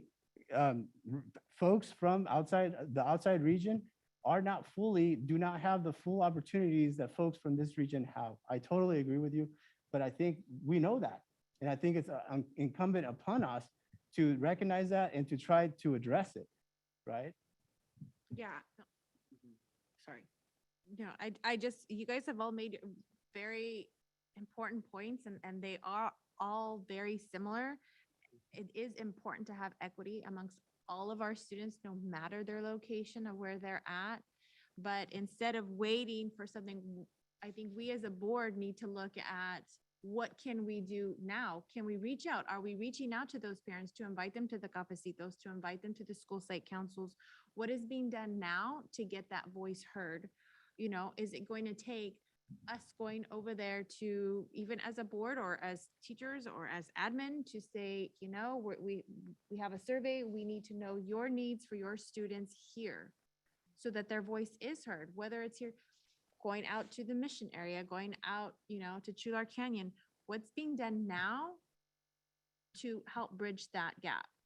So I think that's something that we need to look at, regardless of this, is just making sure we have equity for the parents of all the students in our district.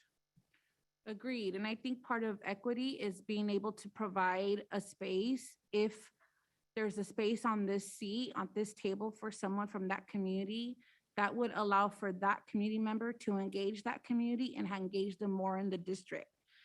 We're not from Chular. Chular will respond to Chular community members. If you give an opportunity for someone to be in a position where they can engage their community and build the bridge between Chular and Gonzales, it would strengthen that relationship. We are not in their community. We are not knocking on their doors. I know that historically we have tried to reach out to them and we've gotten no response. But I think what we can do is we can give a space for them to have a conversation about whether or not they want to even be a part of it. I mean, I think giving them a space to engage in community workshops where they can say, yeah, we would love a seat, or maybe not, maybe they won't. But I think we should be able to provide those opportunities to members of the community, and we should allow them to have a say. It is really just giving them the opportunity to have a say on whether they'd like to be a part of the trustee area or not. It's giving them that chance. Instead of expecting them to be here, expecting them to submit a public comment, it's giving them the chance to say, do they want to sit here? Do they want to be here and do the work it takes to engage their communities and educate them on what we do as a board and what the job here, and then how they improve this educational experience for their students, for their children who are due to come to our high school. I think we should definitely engage. I agree with you. We should engage. To, maybe they're not familiar how things are run, and maybe that's why, even though every single person right now, there's gonna be election 2022. Guess what? If you're over 18 and you're registered to vote, you qualify to run. That's it, period. You can run, right? So maybe we should do some outreach to all the folks in our community to say, hey, are you interested to run for the board, right? This is what the board kind of does, right? To reach out to them, to convince them that, hey, maybe they do want to run, right? As far as knocking on doors, I can guarantee you, I went knocking on doors when I was campaigning to Chular Canyon, to the Mission. I did that. So if they are willing to put in the work and frankly, the sacrifice to be on the board, I think they are more than welcome. Their voice is welcome. It's wanted. And I agree. We need that voice, right? We need that voice. One thing, I think is, I don't want to say why folks don't run, but we generally, I think just generally, we need more participation from the populace. We do. And they, maybe they don't know they can run right now, right? Because they have a board as well over there, right? They have a school board there. Maybe they don't know they can run for our board. Maybe that's, something that we need to let them know. Say, hey, November 2022, you can run. You just have to file before, filing deadline is July or something, and you can run. Maybe they don't have that information, right? So can I get clarification? And I don't know who would know this. I don't know if the attorneys are on, but can Chular residents currently run for the school board? They can run for the school board, yes. Oh, so they're already a part, Chular residents can run now for the school board. So can Mission, right? Because they vote I know. for board also. Correct. Yeah, the Mission, Chular Canyon, Chular proper, and the folks out, in farming community, as long as they're in the region that this school serves, and I think Yvette, you said that it's like 100 and some miles, it's big, 65 square miles. 65 square miles. If you are anywhere in there and you're registered to vote, you can run come November 2022. Every 4 years, you can run. You can run. You have the same, right that everybody else has, no matter where they live. Okay, done with discussion. Any other? Okay, so let's move on to item M, oh, sorry, I did want to place on record that we received 70 signatures regarding item number 8 of the resolution. Moving on to M, correspondence, Monterey Education Risk Management Authority, MIRMA, memorandum regarding educational code compliance relating to workers' compensation. So this is a correspondence that occurred between MIRMA and the district, and it is attached to the agenda solely in that regard. Okay, moving on to item N, communications. Number 1, Gonzales Teachers Association, GTA, and I believe Ms. Valdez is here. She is.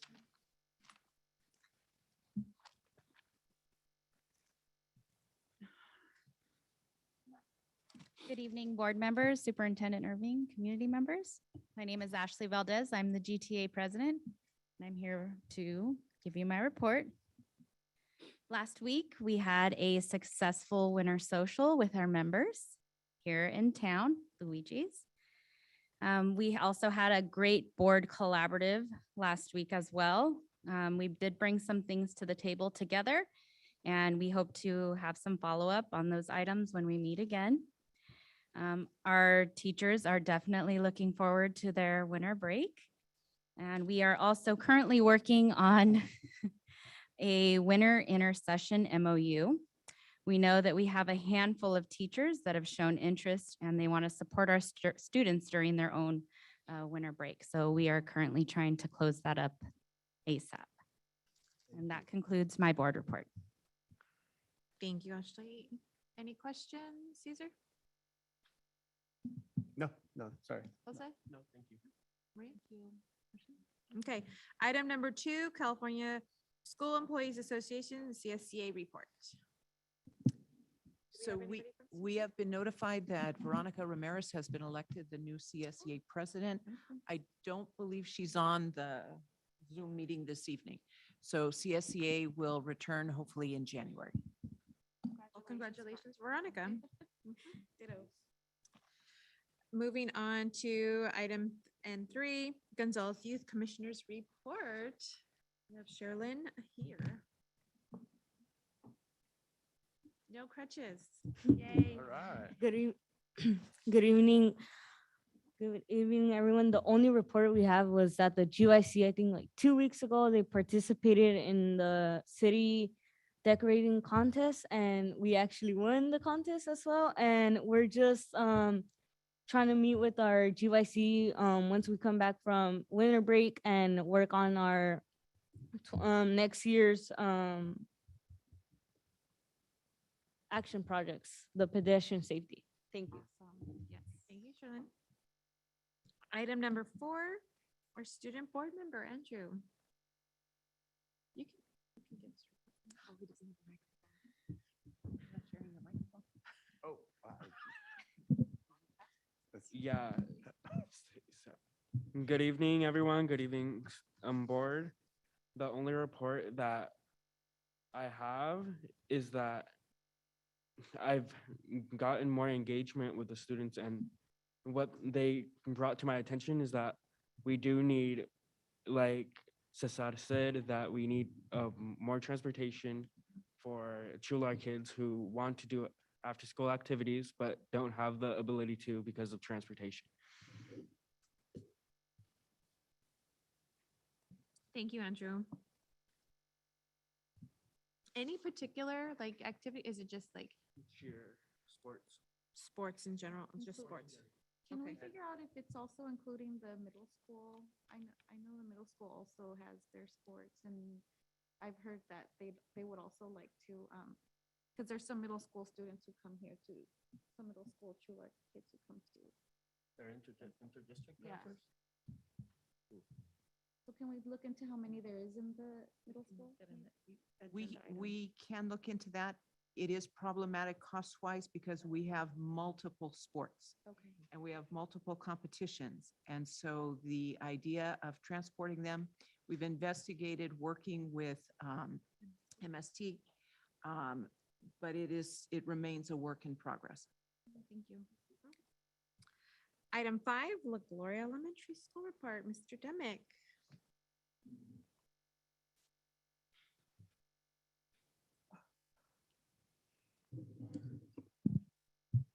Board President Daniel and Superintendent Irving, thanks for having us. And basically, so I was thinking, oh, it's the end of the year. It's December, right? And the 12 days of Christmas, right? You know the song? On the first day. Okay. So I put together 12 things. All right, 12 things kind of to be thankful for and as we're rounding out this year and heading into next. So the first thing, one brand new PTA. So last night we had enough people show up through the rain on Zoom in the gym cafeteria. And we have a brand new PTA with 5 new board people. So I'm very excited about that. About 15 people attended that. Second thing, adding 2 DLI classrooms throughout the year, one at kindergarten, 2nd grade, 3rd. We've had 3 spirit assemblies. One's coming up this Friday with Santa returning, which is going to be amazing. And look forward to that. 4, we've had 4 bike it, walk it's with the kids from the park this year. 5, Brighter Bite community distribution days. So we've had 5 of those. 6, we're currently doing 6 semester award recognition assemblies. So we've had the parents coming in just for the grade level and celebrate with their student. And we're doing, I think, grades 2 and 3 tomorrow. or 3 and 4, excuse me, 3 and 4 tomorrow. So 6 of those. Trini, thank you. We've had 7 emergency drills. So we've had 7. That was 8 professional development days for our teachers and staff. We've been plugging away from that from the beginning of the year. And working with 9 really amazing temporary and probationary employees. We've hired some teachers and so within the 1 to 2 year range, we have 9 of those folks that are plugging away, coming off COVID, doing a great job. We have 10 wonderful school site council and ELAC members. So we've really grown into a solid school site council ELAC this year with parent involvement. And 11, that was a hard one. Oh, we've had 11 GPA 4.0 Saturday schools plugging away. And then 12, I'm looking forward to reporting back in 12 months on how we've grown as La Gloria as well. So there's our 12 days of Christmas. Thank you. Can I have a follow-up? Any questions, Mr. Andrew? Caesar, any questions, comments? Just a comment, it took me a bit to figure out what you're trying to do, and I'm like, oh. That's because you didn't say 5 golden rings, that's why. I didn't want to sing it. My comment is in regards to dual language immersion program. I heard that you had an orientation last week or the beginning of December. Can you tell me about how many actual people or parents showed up and do we have a waiting list now or maybe a little bit more details to the board? Yeah, we had that about 2 weeks ago. We're kicking it off early. We did, I think we had, I don't know the number, but the gym was full. I remember taking pictures, but I don't know what the exact count was. 40 to 60, probably. And this is to start the first another kinder and Yeah, continue TK the second grade, enrollment or- and kindergarten enrollment. And then people want to know about the DLI program. Good. Mhm. And it's open up to the countywide, right? I believe, or it's. I think we're They can opening it up. request Yeah. entry districts into our DLI Okay, program. awesome. They Thank you. have to provide-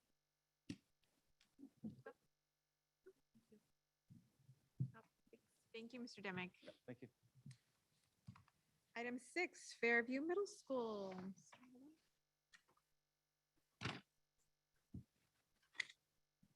That is gonna be hard to beat, so I'm not even going to attempt. Good evening, board members, Superintendent Urban. Good evening, parents at home and community members. Miguel Malagon, Fairview School Principal, and I'm here with my report. First of all, congratulations to Ms. Daniel and Ms. Flores for your new assignments. Good luck on that assignment. I would like to let you know that we finished our 4.0 Saturday Academy for the first semester, and I would like to thank all of you guys who were part of it and made it possible. Thank you for doing that. Our PTA adopted an S as for the students. We are going to be able to include students in the PTA. So it's going to be called PTSA for us. And that's going to be inclusive of the students. So we had our first meeting and the election happened on November 16, and we already had our first meeting. So we are working hard to create some of those activities and fundraising for our students. November 30th, we had a parent meeting for students and parents who had a GPA below 2.0, just getting into the routine that they need to make sure that they catch up in their academics, so we don't leave anybody behind in the promotion. December 8th, Fairview Middle School band had its winter concert, and it was well attended. I want to thank all the parents who came up and participated in the concert. We are very proud of our band, and it was a full house that day, so thank you.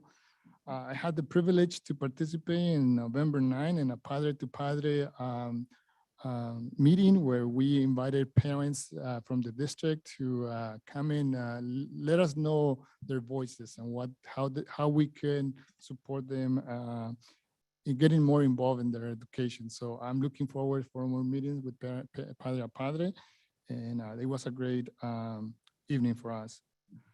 I also would like to give kudos to Mr. Paul Dietrich. He was elected as the Monterey Q Teacher of the Year. So it's a great pleasure for us to have him in our staff members and part of the district. So kudos to Mr. Dietrich. We will have a winter in a session coming up. We are planning nine days of instruction from 8 to 12. And this is with the focus of English and math. So we are working hard recruiting those students, and we have a pretty good group registered already, and we are looking for more students. So if your students are interested on that, let us know. And I also would like to just let the community know that December 16 and 17 will be, okay, I'm almost done. 16 and 17 will be minimum days for Fairview Middle School, and 17 will be our last day of the semester. So that's it. Gracias. Thank you, Mr. Malagon. Thank you, Mr. Malagon. Just wanted to, back up your comment in regards to the Padre a Padre. Here's a picture of the turnout of fathers that, I'm going Okay. to show it Ah, during well, the but- superintendent's report. yes. Stealing your thunder. Well, I was there. I Can't own- help it. I have a question. Do we have any teacher vacancies at Fairview? At this point, we have been working with one long-term sub in math. That's the only teacher that I can think of right We now. have a long-term sub in 6th grade. That is correct. Thank you. The 6th grade, we have one in math and one in 6th grade. Yes. Thank you. Thank you. Mr. Lopez, did you? No, thank you. That's it. Ms. Cuevas? Thank you. Thank you, Mr. Malagon. So item 7, Gonzales High School report. Mr. Soriano, you know what's going to happen. Señor Soriano. So no pressure. The pressure's on. Good evening, board. Congratulations, Ms. Flores and Ms. Daniel, your new positions. Ms. Irving, Gonzales community, Spartan Nation, you should be staying for your finals. Real quick here, we have our finals set for tomorrow, Thursday, Friday, beginning at 8:15, 12:45. Be on time, take care of some business. Good luck. Number 2, we have just begun planning our winter intersessions. These are going to be 9 days involving our core classes. So as you heard our GTA president speak a little earlier, we're in the process of planning that. So we'll get that going for our students who need it. Number 3, Padre Padre Conference. Dr. Jose Lopez, that was awesome. Richard Carranza, Ms. Serving, that's a great setup. I've never seen so many single papas in my life in one meeting. So it was great to see that 25 to 30 talking about academic support, SEL support, talking about college readiness. It was beautiful because sometimes, as administrators, we always hear the moms come in, attendance, the moms come in, behavior, the moms come in. So thank you, dads, for joining. And this is going to be the biggest, something bigger. Number 4, big thank you to the Gonzales County Rotary Clubs, our Interact Clubs, Mr. Carlos, Mr. Ayon, who took a group of students out there representing GS. And they call it the Butterfly Project. Out there in the Laguna Seca area. They planted, I believe, 2.5 acres of milkweed and native plants to help create nesting and feeding habitats for the Western monarch butterflies. They are almost extinct out here. So that was awesome to thank you for helping us out. I appreciate that. Okay. I'm going to key on what Coach Rodriguez said. In regards to, we received new weight equipment. So Dr. Guzman, Spartan 300, Mr. Cuevas, our Moss people helping us out there, Ms. Irving, Mr. Drake. That's beautiful to see. It's great. I've gone in a couple of times and I see your students working on that. It's just awesome. The smell of like new leather, like a new car. You know what I'm saying? So Ooh. that's great. And also Mr. Gigantino for making sure that they're safe and well done, set up. We had a Spartan Crucible Wrestling Tournament this weekend. Thank you, coaches, for running that. It was awesome. It was good to see. I saw 8 or 9 of our females out there, scholar students wrestling. I saw 2 or 3 of our students, our men. That's great to see that. So I know that we're going to have a good year. We also have a basketball, the annual Cooper Tournament coming up this weekend. So if you're not doing anything, come out and support with a black and orange. I believe I got everything in here. Coffee Clutch. Por favor, no se olviden, this Thursday, Coffee Clutch, coffee with Mr. Soriano and Mr. Ocampo, 8:30, room 52. Be there, be squared. And remember, the parent that brings the most parents Ganaron. Cafecito, no? Cafecito. Okay, sorry about that. That was a lot to say, but there's a lot going on right now. Mr. Ayon? I'm sorry, Andrew. Mr. Ayon? Yeah, thank you for your report. The, I'm sorry, I'll just ask the same question. How many teacher vacancies at the? high Right now, school? they're all filled with long terms, but we did get a few candidates for 2 positions. So, The sped position, and I believe the IA pushing for newcomers. So we'll be addressing those rather quickly. So 2 sped positions or? The 1 sped position. 1 sped and Yes, the sir. other one, Mhm. sorry, what was the other And, one? and then we have an IA newcomers position to help us with our newcomers. We got a candidate Oh, that we'll be looking at. So we'll be planning for the interviews this week, next week when we're here. great. Okay. Hopefully we can get them. Yeah, for sure. Thank you. Lopez? So if Thank I you. may interrupt, if we can also monitor our rate of speech, we do have simultaneous translation going on this evening for parents in the audience who speak Spanish. And I didn't realize it, but we are all speaking rapidly. And so the translation is trying to catch up. Was that for us or Mr. Soriano? I don't know, but right now we got a lunch going right now. So I know I Thank you, but no questions or comments. things went- None. Thank you. Thank you. Thank you. Go Spartans. Item number 8, superintendent's report. So we're going to key up my slides. The board will hear some repetition in my comments this evening because there are definitely expressions of gratitude that I need to extend. To start with, what I would like to do is to first of all commend the La Gloria teachers as well as Alvin Vitug. They were recognized by the Brighter Bites organization for the classroom work they do around healthy eating with our students. Special shout out to Ms. Curiel and Ms. Patel because both of them have done phenomenal work and in fact were recognized by the organization itself. As we continue, I also need to apologize, and I'm apologizing for myself as well as the board because I did not give them adequate notification. But a shout out also to Andrea Barajas and Gema Serrano Delgadillo. November 8th through 12th was National School Psychologist Week. And they do an exemplar job for us on a day-to-day basis.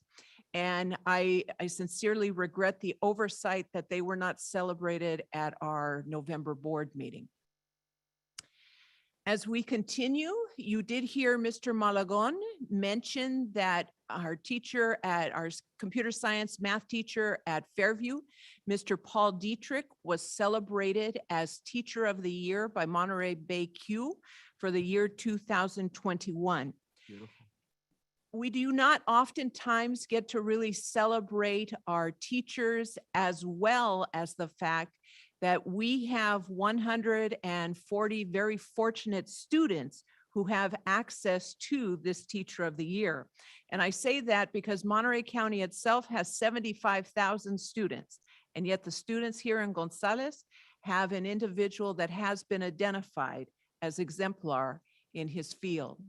I also want to recognize Mr. Miguel Ocampo, who served, I believe, 5 years on the Q board and helped to bring the organization to the level that it's currently at. It is a model in Monterey County.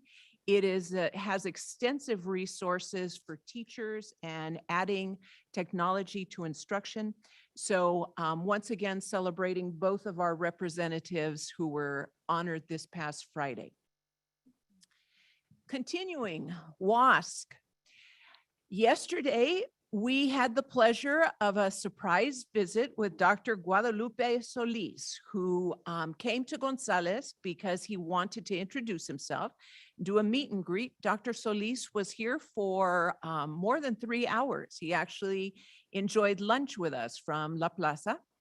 And as the community is aware, we have been collecting evidence and developing a report to submit to the WASC organization this month. As a reminder, this is a report. This is not a self-study. It is to capture the progress that the school has made over the last year. We will be working with technology services to get it posted both on the district website as well as the school website.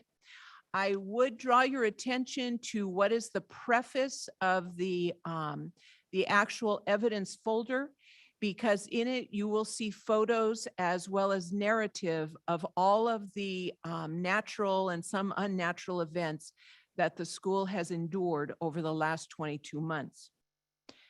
As we continue, I'd also like to highlight two things. One is Padre a Padre. And as you heard, Padre a Padre occurred December 9th. We had more than 20 fathers in attendance. One of those fathers has in fact joined us this evening and is situated behind the board. I want to recognize him because he has also been our migrant chairperson for migrant education. He is supporting us in moving forward because while we had our first meeting, all of the gentlemen in attendance had asked if they could meet more frequently. There will be 2 additional meetings before the end of the year, and our parent engagement specialist, Sonia Vallejo, will be communicating that to the father this week. Padre a Padre occurred as a venue and a discussion between men in our community. As Mr. Soriano said, the initiative was brought forward by Board Member Lopez. I have to say that it was, we are blessed to be able to conduct this because we also have 7 members of our leadership team who are Latino fathers with and are able to speak Spanish. I want to recognize at this time Trini Zafala, Martin, Miguel Ocampo, Miguel Malagon, Jer Soriano, Dave Nava, and Dr. Hector Galicia. They supported this project in coming to fruition and will continue with it as it moves forward this winter and spring. And lastly, this is a very recent coming event, and this coming event is actually going to occur over the next 48 hours. The California Department of Public Health contacted me to ask if they were able to send us rapid test kits for our staff and students to use before returning to school in January. Would we want them? Commendations go to Trini Zavala, Magali Morales, Joanna Cardenas, because I had no hesitation in saying yes. We have over 2,500 rapid test kits that will be disseminated over the next 48 hours. Each rapid test kit contains 2 tests, one to occur on January 7th and the second to occur on January 9th to help reassure families and staff that they in fact are healthy coming back, as well as reassuring everyone at the site that they are coming back together having tested negative for any possible exposure during the 3 weeks we are out. Our assistant principals are not aware of this, but tomorrow morning I'm actually going to be attending their meeting. And this is going to be one of those other duties as assigned. And so they will be helping support our principals in getting this all disseminated and working with MOT to have out to our families by the 16th. And lastly, just on the part of all of our GUSD staff, our administrative team, teachers and classified staff, we'd like to wish our community happy and safe holidays, felices fiestas. And we are looking forward to every student returning to school on January 10th, 2022. And that concludes my report for this evening. Andrew, any questions? Thank you for your time. I will be heading out at this moment. Thank you. Can I I gotta follow go you? study for those finals. I know. Good night, luck. Andrew. Thank you. Thank you. And no comments? Caesar? Caesar? Hello? Hola, I'm first. Yeah. No, but- I know it's hard to relinquish. I know. Caesar. Comments, you. questions? Yeah, I can have you over here. if you want. Yeah. Let's see, just question, the Padre one, it looks like it was a great event. So, you said, did you say, 7 or 9 staff, was it participated or 7 staff led it. 7 staff? Okay, there. And then I think Jose was, you were in the picture too, right? I saw the Yes. picture. So that's great. Okay, good. And just to clarify on the rapid test, are the kids gonna take the first test January 7th here at the school? Is that, No, or these tests are strictly meant to be used at home. so how are these tests gonna be given to the kids? Is it gonna mail to them or are they No, gonna take them home? They will be hand carried on the 16th, Oh, okay, of December 16th, they will take them home. day So, after tomorrow. Yes, okay, in 2 days, they will receive them and take them That's home. So correct. parents, be on the lookout for these rapid tests. Don't lose them. And don't leave them with your kids. Say thank you for the rapid test and then hide them, put them somewhere where you can find them. Because you will need to administer them on the 7th of January and on the 9th. correct. There will be a communication that goes out with the rapid test. And then we will also schedule a reminder phone call that go out that says this is when you will take your first test, and then another that will say this is when you take your second test. Good. And are these rapid tests going to be available for staff as well? Yes, we ordered for staff and students. We do not have tests available for extended family. Parents will not be included in this distribution, but parents are also not coming back on site January 10th. But for parents and other community members, there is opportunity to get tested at the pharmacy, correct? Correct. I do want to make everyone aware that both the city and the district are running behind on tests because there's a backlog because of demand. And the demand is going up as we have the Omicron virus now surfacing. Yep. Okay, thank you. Jose, the floor is Gracias, yours. señor. No comments at this Again, time. you took mine. Jose, no questions? I know, I know. They're doing their own I don't meeting. think we should have them sit together. Ms. Paul? Thank you. Thank you, Yvette. So I'm just curious, I'm very proud of the work that was done for the Padre and Padre. Congratulations on that. And thank you to the father who's here for attending. And I look forward to future meetings and hoping that it will grow.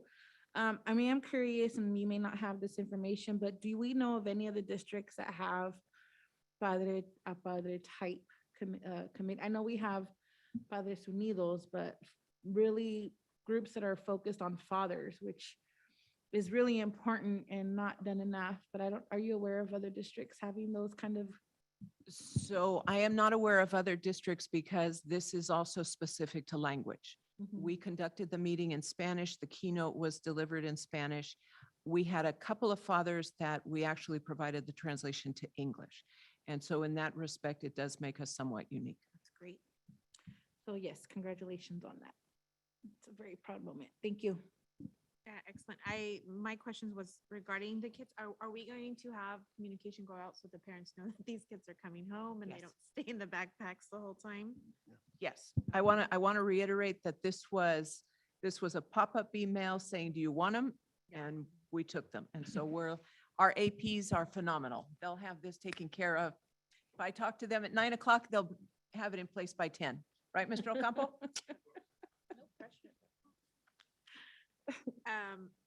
And then secondly, for that, for the kids that I'm still stunned that we're getting them. The parents will get the communication, the initial that they're going home, then when to test and to come back. Is it being made mandatory or is it optional? You cannot mandate testing, Okay. but it is being highly encouraged. My last question. But just on that, I do have one more. So I guess we're going on the honor system. So if a kid tests positive, we hope that they, let us know, or how is the process going to be for that? We have not yet mandated testing for children, for students. I was not talking about mandating. I'm just saying about if they test, When they if check they the kit. choose to take the test, and the test comes out negative, what's the process? Is there a process? What's the expectation do we have an expectation or a hope of that the kid would do or the parent? So there will be a Google form that parents are going to be asked to respond to, identifying the positive or negative outcome. It would be the expectation that if they're entering positive on the Google form, they're withholding their student, they're keeping their students home. And what's the option for parents that are not, let's say, familiar with Google Forms or maybe don't have a smartphone or things like that? What? We, in Gonzales, we don't have an issue with cell phone. Almost every student enrolled in the district has a cell phone number associated with a parent. But as always, they will have the option of bringing the results hand delivered to the school office. This is, I want to reiterate, this is a courtesy that the district is providing the board and staff, but the district has no authority to mandate that they accommodate the testing request. Nor do they have to inform us, right, of whether it's a positive or a negative result. They do not, but what the sites are going to emphasize with parents is that we are continually asked what we're doing to keep students safe. This is an example of what we're doing to keep students safe, and if they do not accommodate our requests, they in fact are compromising the safety of children. Thank you. Okay, let's move on to, action items. Action item number 1, adoption of resolution number 2021-22-09, annual accounting of developer fees for fiscal year 2020 to 21. And I already see that we have Dr. Drake Yes, at once the again, podium. good evening, members of the board, members of the community. Simply here asking you to approve a resolution, resolution, better slow down. My oratorical skills are not on the same level as Mr. Soriano. So again, just asking you to approve our accounting of the developer fees collected during the previous fiscal year, 2020-21. So are there any questions about this? Any questions, Ms. Rayon? No questions, thank you. Nothing. Mr. Lopez? No. No questions? Thank you. Flores had to step out really quickly. I don't have any questions myself. Can I get a motion to approve? Oh, So- sorry. Backtrack. Is there, since there's no questions, any public comment on this item? Nothing. No public comment. So I need a motion. So moved. Second, Cuevas. Do we have to do a roll call vote? So roll call vote for. the Or resolution? actually, just point of clarification, I don't know that we need a roll call vote. I think we can just take a vote. No, but at this point, we have a board member who Should stepped out. Yeah. We don't- Oh, I I'm don't- sorry, I wasn't, sorry, I didn't know. So. get Yeah, to- yeah. Monica? Okay, roll call on 01. Trustee Lopez. Yes. Trustee Cuevas. Yes? Trustee Flores. Trustee Ayon. Yes. And Trustee Daniel. Yes. Stepped out, so she 4-1. doesn't vote. Araceli is absent. Stepped out. Let me clarify that. She stepped out, so therefore she doesn't vote. Do we have to, 8:37 that she stepped away? Yeah, noted. Okay. The majority vote. Item number 2, adoption resolution number 2021-22-10, a resolution recognizing a state of emergency and authorizing teleconference meetings pursuant to AB 361. Is there a staff report on this? No, there is no staff report. This is a returning item, and it will continue to appear on board agendas. Continuing pandemic. Thank you for the clarification. Board questions, Mr. Ayon? Yeah, it'll appear every month, correct? We have to do it every 30 30 days. every 30 days, so. Nothing. Mr. Thank you. Lopez? Ms. Cuevas? Thank you. No questions. Ms. Flores is absent, and I have no questions. Superintendent Irving already clarified. There's no public comment? Or is there public? So moving on to a roll call vote, Monica? Roll call vote on 02.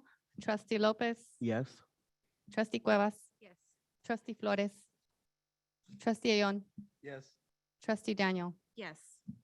Okay, 4-1 with Flores stepping away. Stepped away.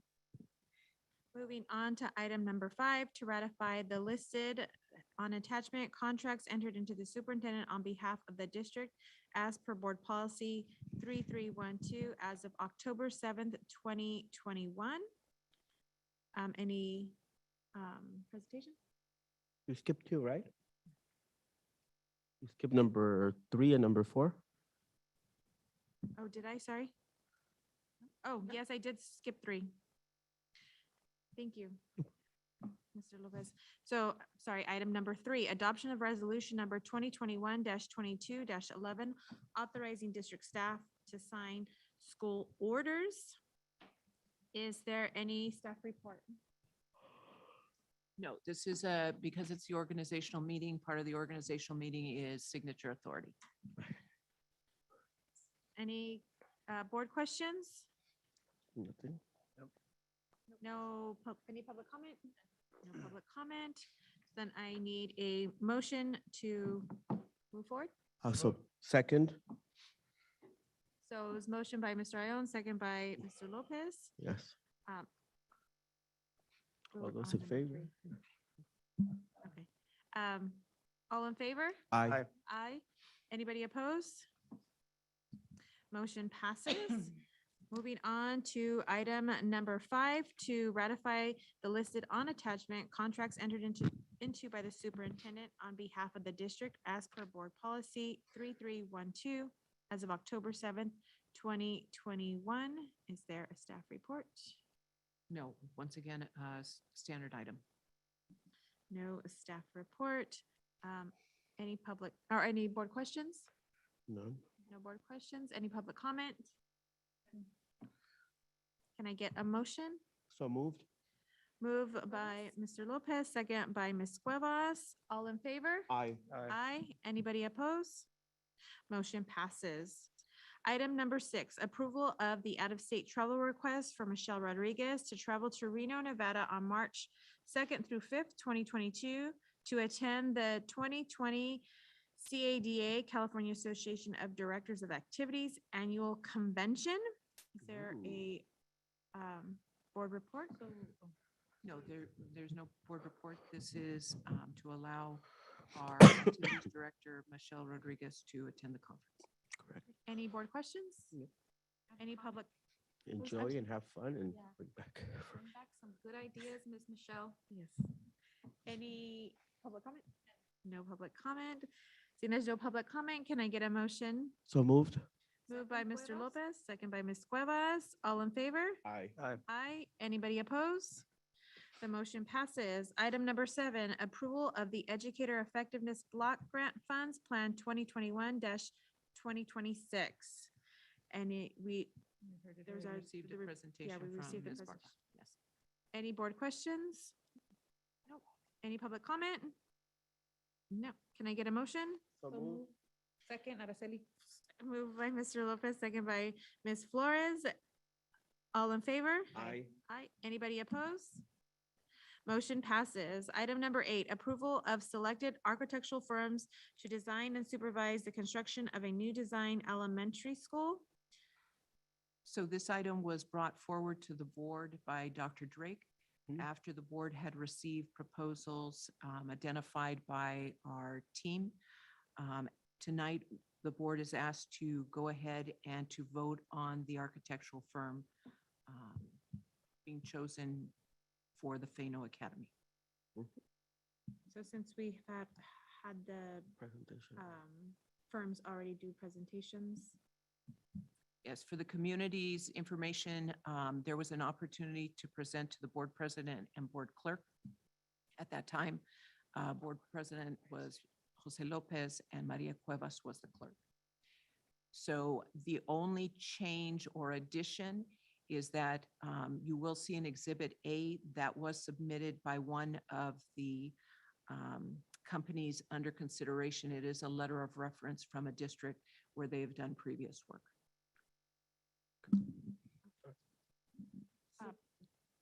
since there was presentation, board questions, Mr. Ayon? So there's only a letter of recommendation for one of the firms? Yes. Yeah. Okay. We did not request It came- the letter of recommendation. That was based on the initiative of the other firm. Mr. Lopez? I think, I'm sorry, Oh. actually, I was gonna, so that was a question, but my comment, I think I'll just repeat a little bit of what I said last time, which is, I think it's important to recognize local talent and support them as much as we can. One of these two firms is from here. The two partners are here joining us today, and during our meeting for all this time. And, one of the partners, of course, is Gonzales High graduate. The other one is from Alisal, I believe, maybe. Yeah, pretty close. Yeah. So anyway, what I'm trying to say is these are very, very local firms. They have specialized knowledge. They are, fully engaged in their communities. And I don't think that, I'm saying, oh, pick them because they're local. I think they're qualified. First of all, they have experience and they happen to be local, which is a big, big plus in my book. I think like the city council was saying that once this project gets started, it's gonna go fast. So they can't be waiting on anything. And so I think that's one of an advantage to having a local firm here where, hey, maybe they can, just show up like out of nowhere because they only live a couple minutes away or something. I think that's a big benefit. So for me, one of these firms, that I'm going to advocate for is ISA and SBA. huh? What? Oh, So I want to make the board aware, I believe we also have a representative from PBL, okay. PBKWLC. Apologies, I wasn't aware of that. Yes, thank you you. for being here. So we are, do you have a motion on the table or? I just want to hear the rest of the board Okay. first, yeah. Great. I also agree with Mr. Cesar Ayo. Ms. Cuevas? I also agree. Ms. Flores? There was, I did like the sustainability. What really captured for me was the sustainability. Both firms are both very talented. But for me, the issue with the sustainability, because Gonzales, we are focused on the green, leaving the green footprint, so. No me asustes. So yeah, that's just my comment. Do we just need to, are we just gonna vote, like, just say the agency? Well, I would like to give my comment. No, I was just asking. Yeah. Yeah, thank you both firms for being here tonight. It's so late as well. I do have to say, like, going by some of the local projects, I was like, wow, the Hartnell project in Soledad. I love seeing that when I go to work. So kudos to that. And I do have to agree with Mr. Lopez and Mr. Ione, having local does sits better with me. Just knowing the proximity of access. That's just my 2 cents on that. Having everybody's comments. We will motion for a vote for approval. So if I can get a motion for. There is no, we are, You do need to open it for Yeah, public for comment. public comment. I didn't- I wasn't Thank you aware. for, hey, it's my first day, Roman. Thank you for keeping me on my toes. Go ahead, public comment regarding. It's okay. I think they know who you are.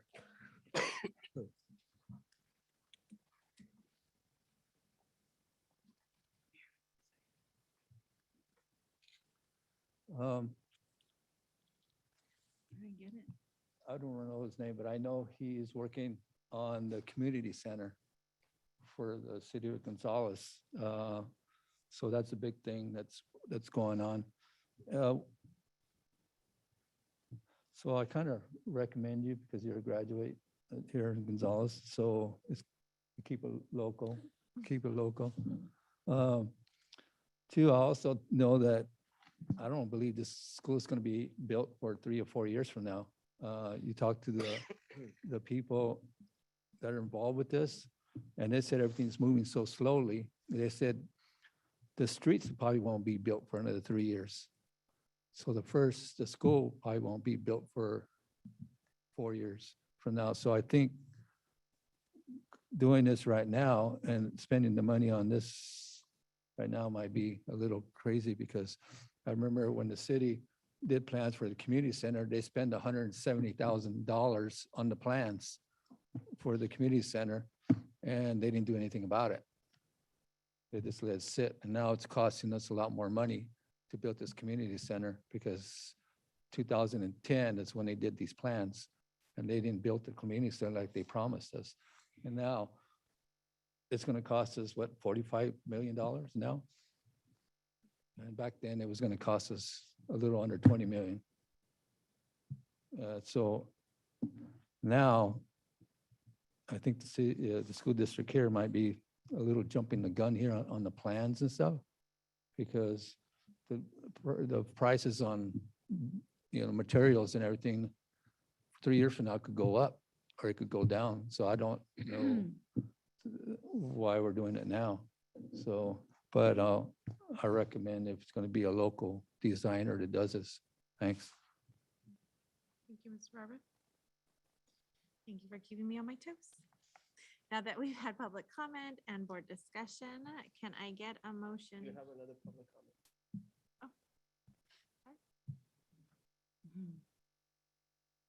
Good evening, I'm Darren Sylvia, educator consultant, retired superintendent, and I represent PBK at WLC.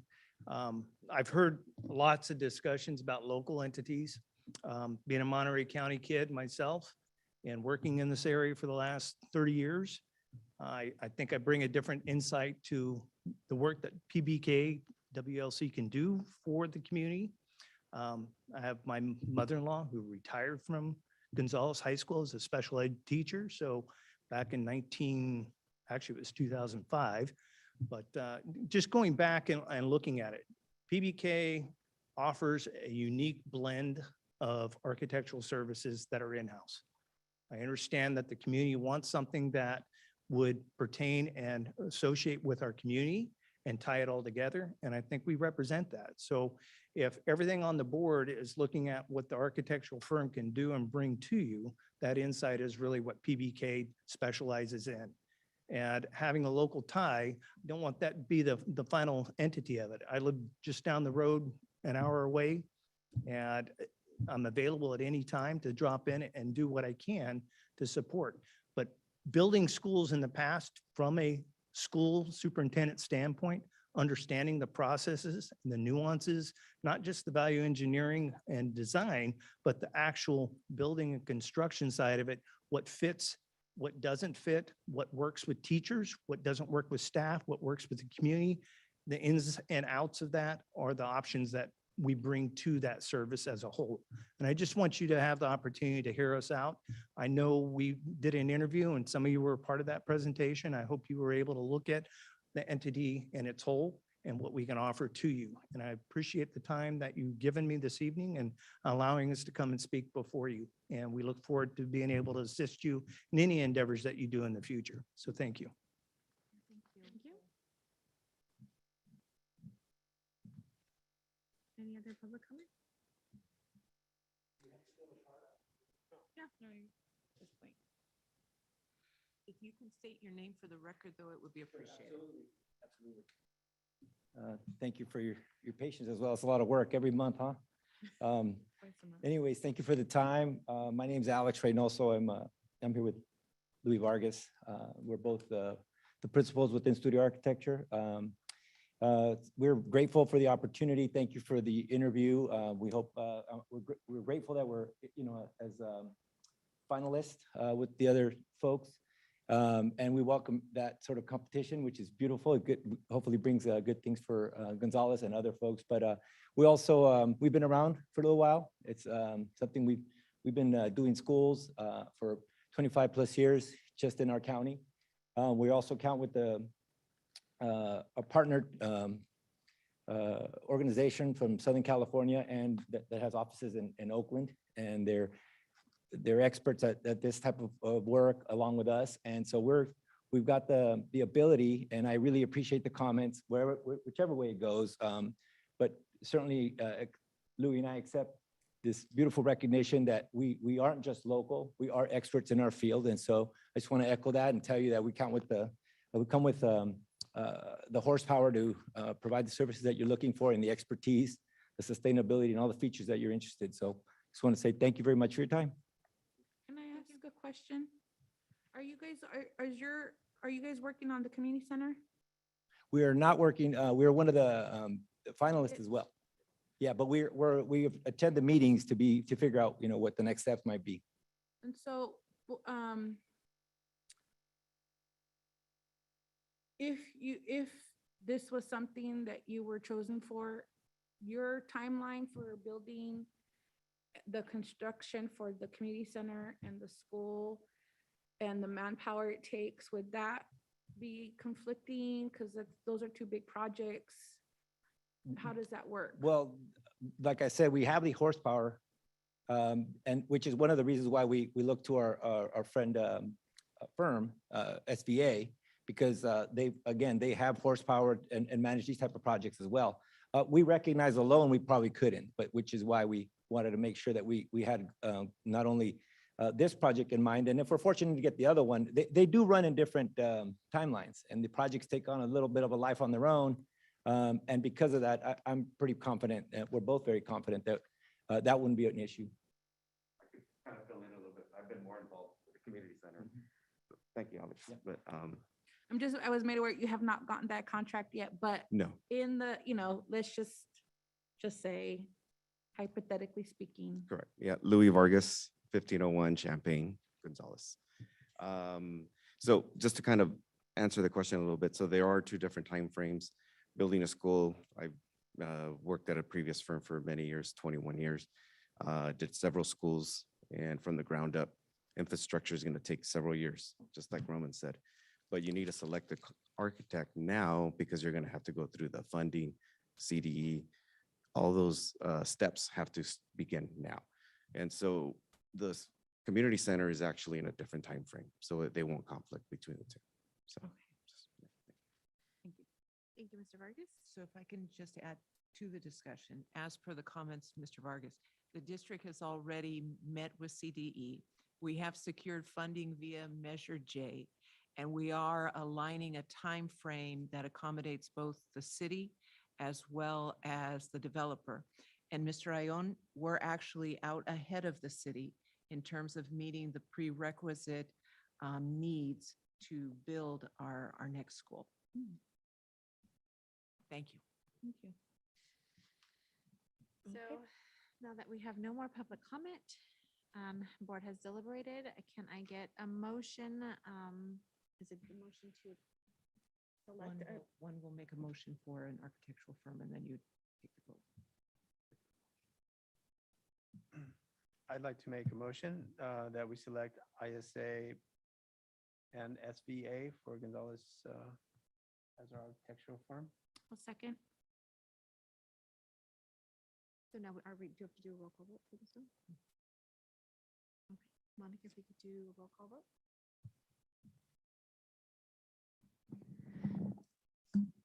Trustee Lopez, Yes. trustee Cuevas, Yes. trustee Flores, Yes. trustee Ion, Yes. trustee Daniel. Yes. 5-0. Motion passes. Congratulations. Thank you.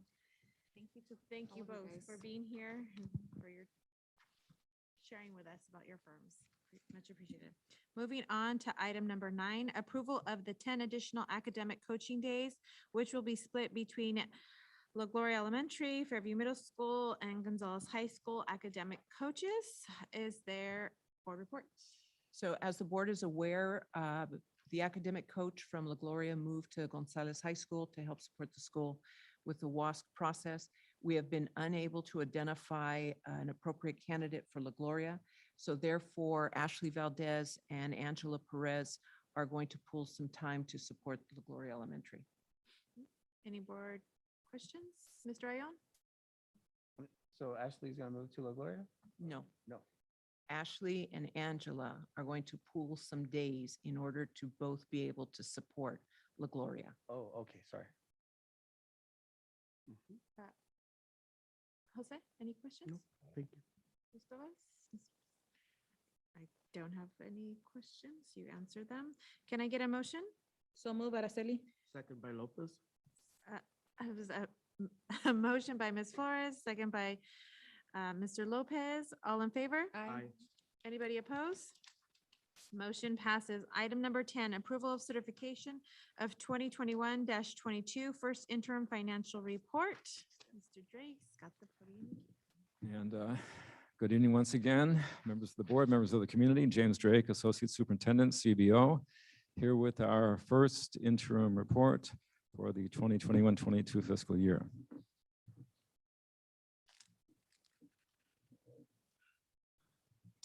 And so we'd like to move forward with the first slide of our presentation. And as you know, our funding is based on the local control funding formula, which means that the apportionment or the amount of funding that we receive from the state is determined based on this mechanism. Moving to the next slide, and again, you've seen this in many other presentations. There are three components to the funding formula.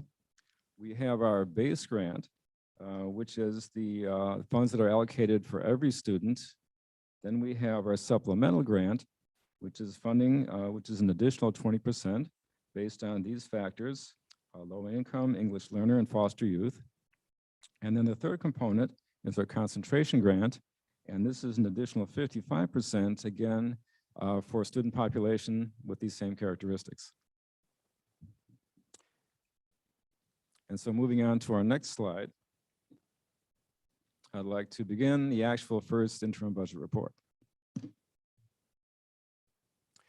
And as we told you before, and as you are well aware, the state of California requires school districts to file 2 budget reports, 2 interim reports during each fiscal year.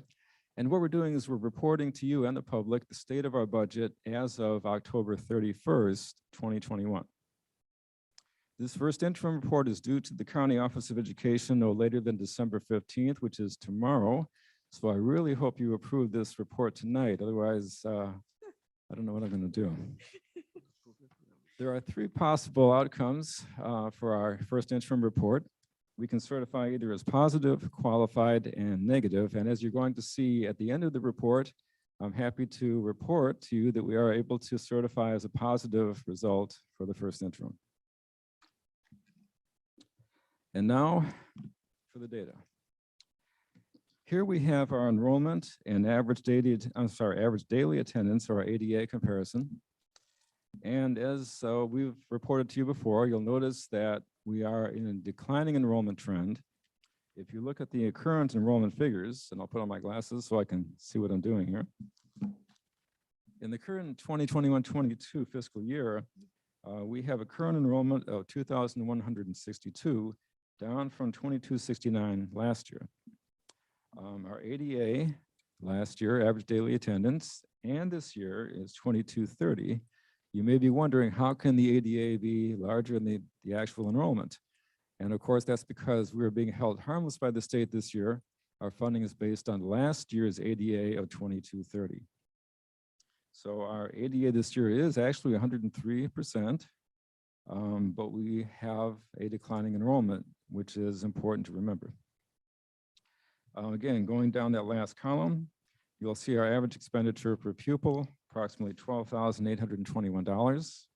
And we are at a 5.0% COLA. As you remember, last year, we had a 0% COLA. And so the state has provided a makeup COLA, so to speak, to cover for last year's 0% and the current fiscal year. Okay, moving to our next slide. And again, this is information from our first interim report for the fiscal year. General fund, unrestricted, restricted, and our total revenues, expenditures, and ending balance. And so as you can see, We have total revenues given across the top line there. We have our total expenditures also given across the next line. And as you see, the total revenues are approximately 43.1 million. Revenues 43.1 million, expenditures about 40.7 million. So our revenues are greater than expenditures, and that's a good thing.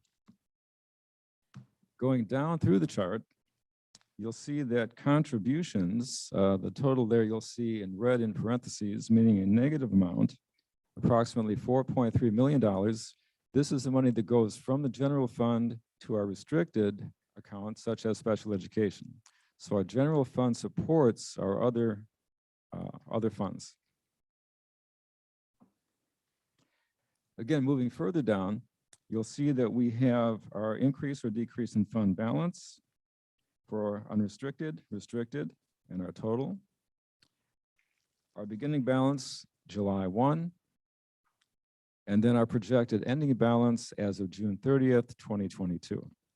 And so looking at these totals, you'll see across the bottom that our projected ending fund balance increases in unrestricted from 16.3 million and our restricted roughly 1.1 million for a total of approximately 17.5 million that we project to have at the end of the current fiscal year.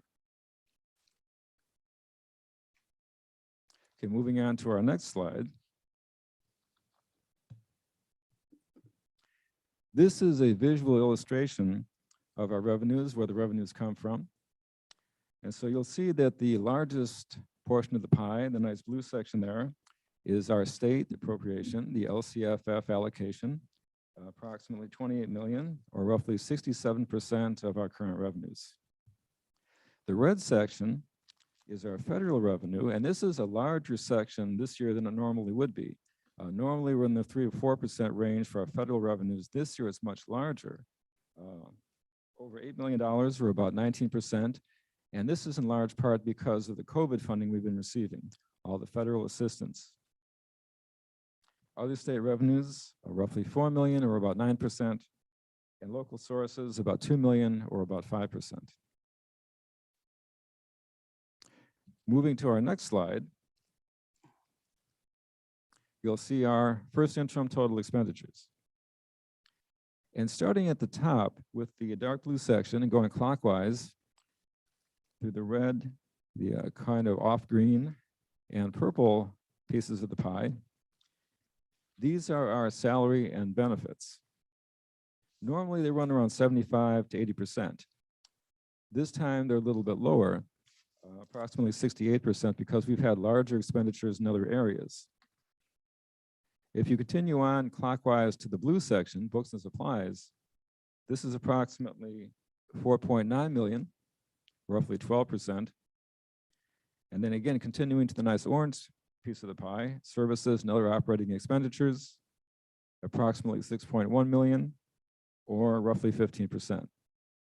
And those expenditures have been larger because of COVID. We've been spending more money on materials, supplies. Also, we've had carryover from money we weren't able to spend last year that we've allocated for those purposes this year.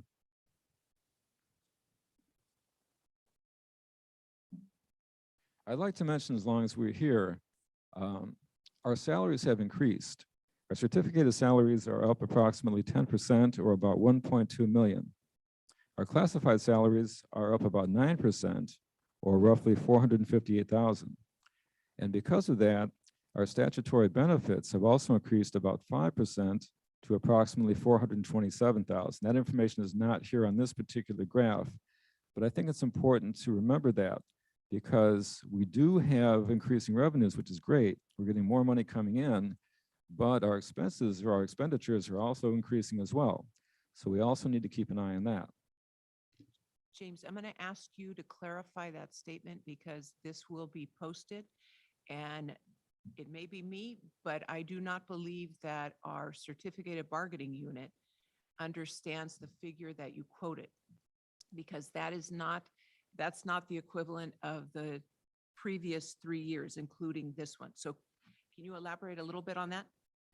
Well, we've had increased expenditures for salaries because of the one-time payments. there was a retroactive increase in salaries for our classified employees. So might I suggest that we use the word compensation? Because salary is negotiated with our bargaining units.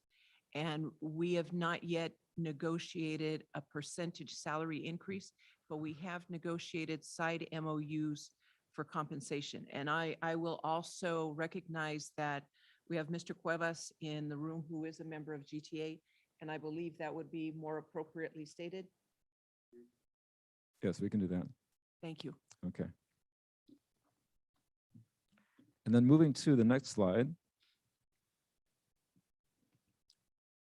Here we have a comparison between the adopted budget and our actual first interim budget.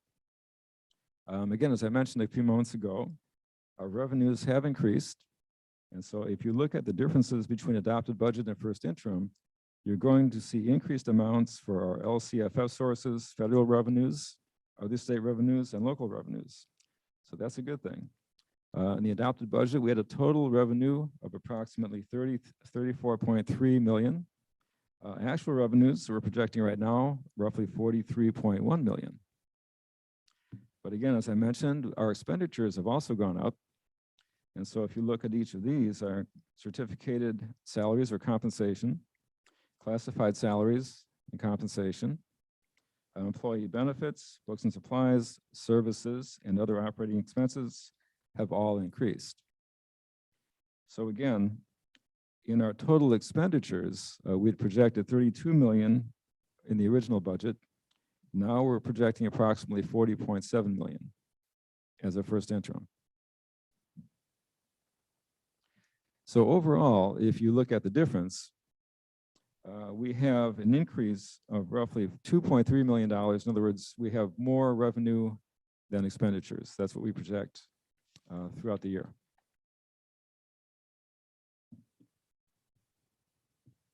I don't know if you want to ask questions as we go or if we should wait till the very end. Wait till the end. Okay. So moving to our next slide. Okay, once again, adopted budget versus first interim. We have, again, more comparisons here. Again, we're looking basically at our net increase or decrease in fund balance. That's the important thing to take away from this slide. We're looking at an increase from 1.9 million to 2.2 million in terms of our increase in fund balance. Now, if you look at the first column, you'll see that there is no beginning fund balance because when we look at the budget, we're looking just at 1 year. We're not looking in the past, but when you look at the second column, we have an adjusted beginning fund balance. And so what we're saying here is we had a fund balance at the start of the year. We project that we're going to end up at 17.5. And so that's an increase over our prior fund balance.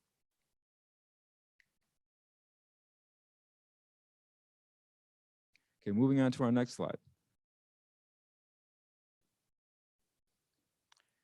Now we come to the future. Looking at 2022-23 and 23-24, we are required to look at projections for the following 2 years, 2 subsequent years. And so looking at our next slide, as we mentioned before, we are in a declining enrollment trend. And so in the first subsequent year, we project that enrollment or ADA will decline to roughly 2,109. The state projects COLA to be at 2.48%. We also project that federal revenues will decline significantly because of declining enrollment, declining ADA, and also the expiring federal COVID funds we've been receiving. We project that state revenues are also going to decline significantly, again, because of declining enrollment, declining ADA, and also the expiration of state COVID-related funding. And then we also project that other local revenues will decline slightly.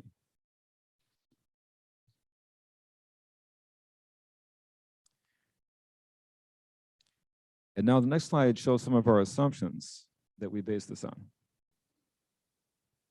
In terms of salaries and benefits, We project there will be a reduction or could be a reduction in certificated positions based on declining enrollment.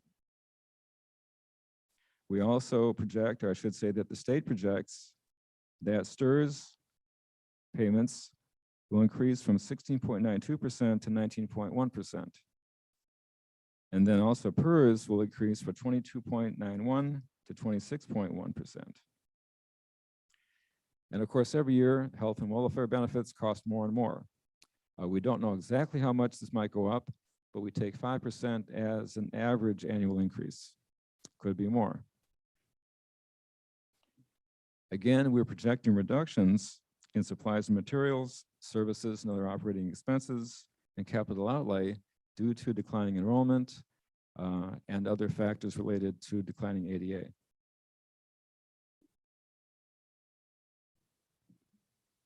Moving on to 2023-2024.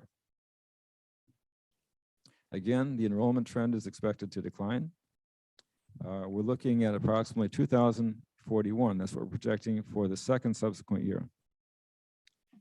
And the state projects COLA for the second subsequent year at 3.11%. At this point, federal revenues we project to remain flat as COVID funds are expiring. State revenues and local revenues also projected to remain flat for the same reason.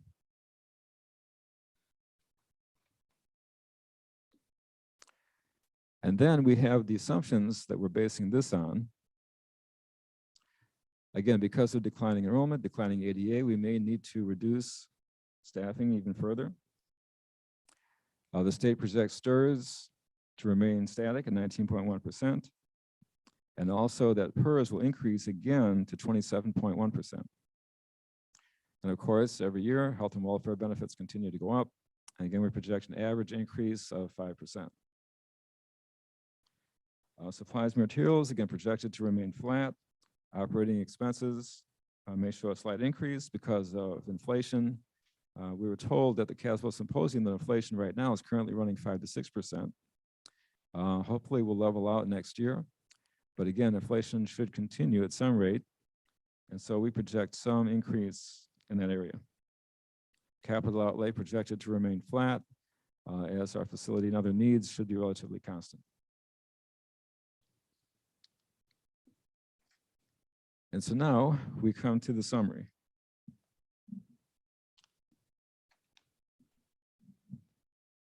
And again, as I noted at the start, our multi-year projections demonstrate the district can meet its financial obligations in the current and subsequent 2 financial years.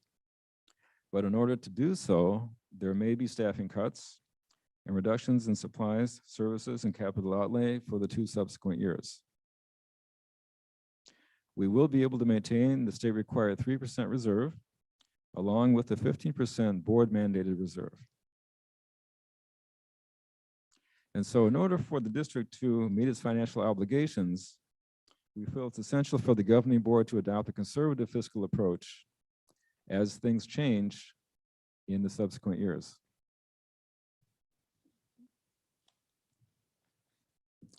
So moving to our next slide. As I mentioned earlier, the district certification for the 2021-22 first interim is positive.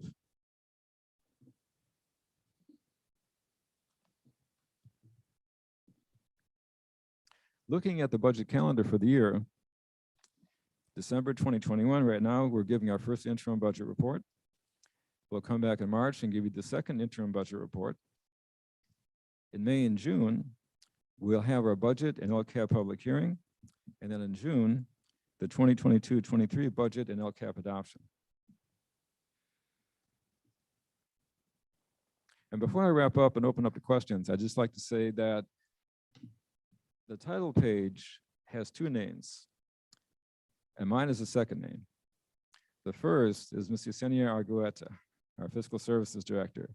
And as I've told you before, she does an outstanding job for the district. Working with me, she's a tremendous person to have, a tremendous resource. She's so knowledgeable, not just in finance, but in many areas. And so I told her that she could come here tonight and she could present the report. And suddenly she called in sick this morning. So it's legitimate. I mean, I know she's not feeling well. But I wish she were here tonight because I'd like to give her the opportunity to shine in front of you and again, demonstrate her knowledge and her ability. So I'm sorry that she's not here as well. But she's here in spirit. She may be listening to us on Zoom. Okay, I'd like to open it up to questions if you have anything you'd like to ask about. Mr. Ayon? Yeah, just to recap, I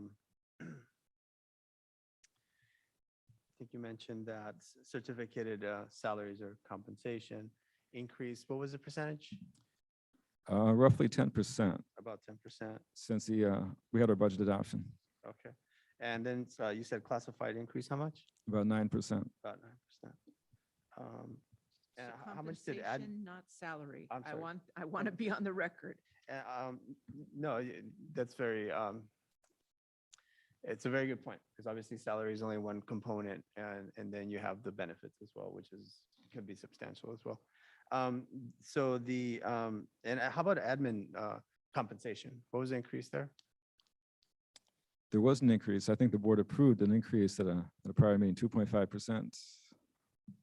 So it's 2.5 for them, 9% for classified, and 10% for certificate. No, that is not correct, because the 2.5% was actually part of the Me Too, and the board had quite an extensive conversation around that. That's why I want to be very clear. Salary is negotiated and was negotiated with CSEA and GTA.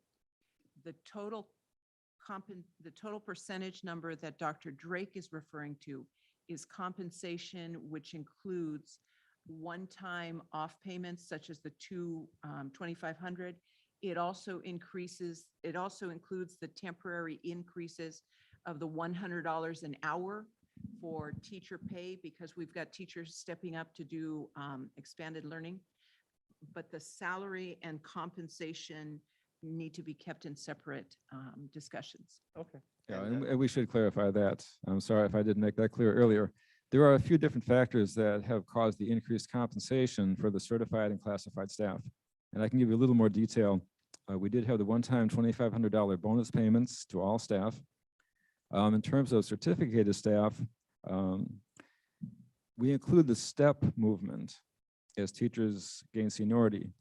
That's included in our budget, but we don't include the column increases until later because staff have more time to submit their advanced degrees and documentation of coursework and things like that. So the increased compensation due to column movement is not included in the original adopted budget, but it is included here in the first interim report. Okay. So again, just to clarify, so it's 10% for certificated, it's 9% for classified. What's the percentage for admin? Well, I don't have a percentage in terms of overall compensation, but the board did give a 2.5% increase previously. I'm just saying that because obviously those are the three components of, our workforce. And if Right. we highlight two, I think we should probably have the third number as well, Yes. or not just highlight one, we should have those numbers for all those three legs of the stool, if you will. Mhm. And if you want that, we can go back and get that. Yeah. Thank you. Okay. Also, there were a few other expenditures. We also hired some additional staff to support our new academic programs, including independent study, dual immersion. We hired academic coach, social workers, some new physical education teachers at the middle school and high school. We also increased our daily pay rates for substitute teachers. So those are all factors that led to the increased compensation. Board Member Lopez had to leave. Ms. Cuevas? No questions. Thank you. No questions. I did have one question regarding on slide 10, there was an increase with the books and supplies between that and the services. And that was our biggest increase. What can we credit that, the big increase for the books and supplies? Well, I think just being back here, being in school again. Last year, the kids were gone for most of the year. So we didn't need as many books, as many supplies, materials. We did a lot of electronic learning last year. And so we had a lot of technology, a lot of online resources. This year, kids are back here with us. And so we're spending more money on supplies and materials. We're using more actual textbooks. And so we're allocating more money for that. And Superintendent Irving? So what I would also like to draw the board's attention to the potential reductions are included in future projection years. the board, I asked the board to remember that the way you balance a budget is either by reducing expenses or increasing revenue. One of the things that I have mentioned previously is now actually being acted upon under the leadership of Assistant Superintendent Barba.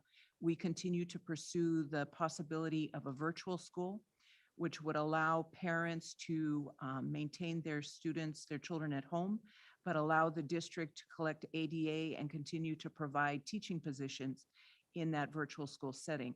So I want the board to be reassured that while we are forced to consider reductions, we are also always looking for ways to increase revenue. Thank you. Any public comment on this, Monica? No public comment. Seeing as there's no public comment, can I get a motion? Oh, I'm sorry. I just have one question regarding the. Fidencio, can you go to the podium so the public can see you?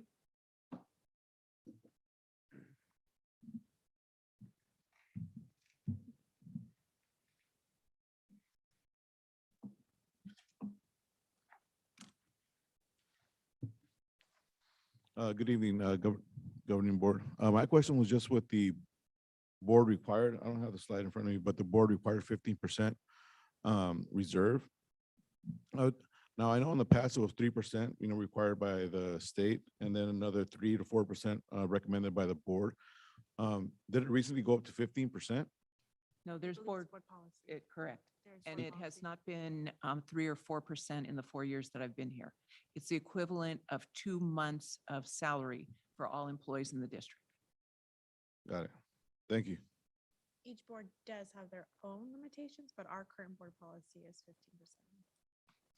And Mr. Cuevas, I believe you probably have also heard this via CTA. There is state legislation moving forward that would cap a board reserve at 10%.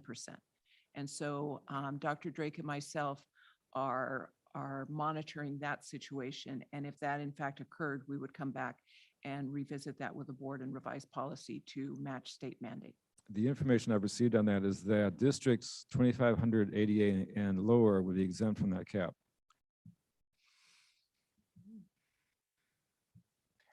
They would be exempt from the 10% cap? Yes. It's being, So I just exercise caution because it's still in draft stage and there will be negotiation occurring before finalization. But if it would be applicable to us, then because the total reserve right now is 18, so it would have to be reduced to meet that requirement, say that we qualify to meet it. It would have to be reduced to 8% from 18 to 10. Right now, the Potential. figure is 10%. Yes. Plus the 3. No, it would cap at 10. Period. Total. Yeah. Okay. I thought it was. Okay. No other questions?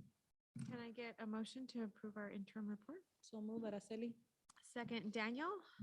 All in favor? Aye. Aye. Aye. Anybody oppose? Motion passes.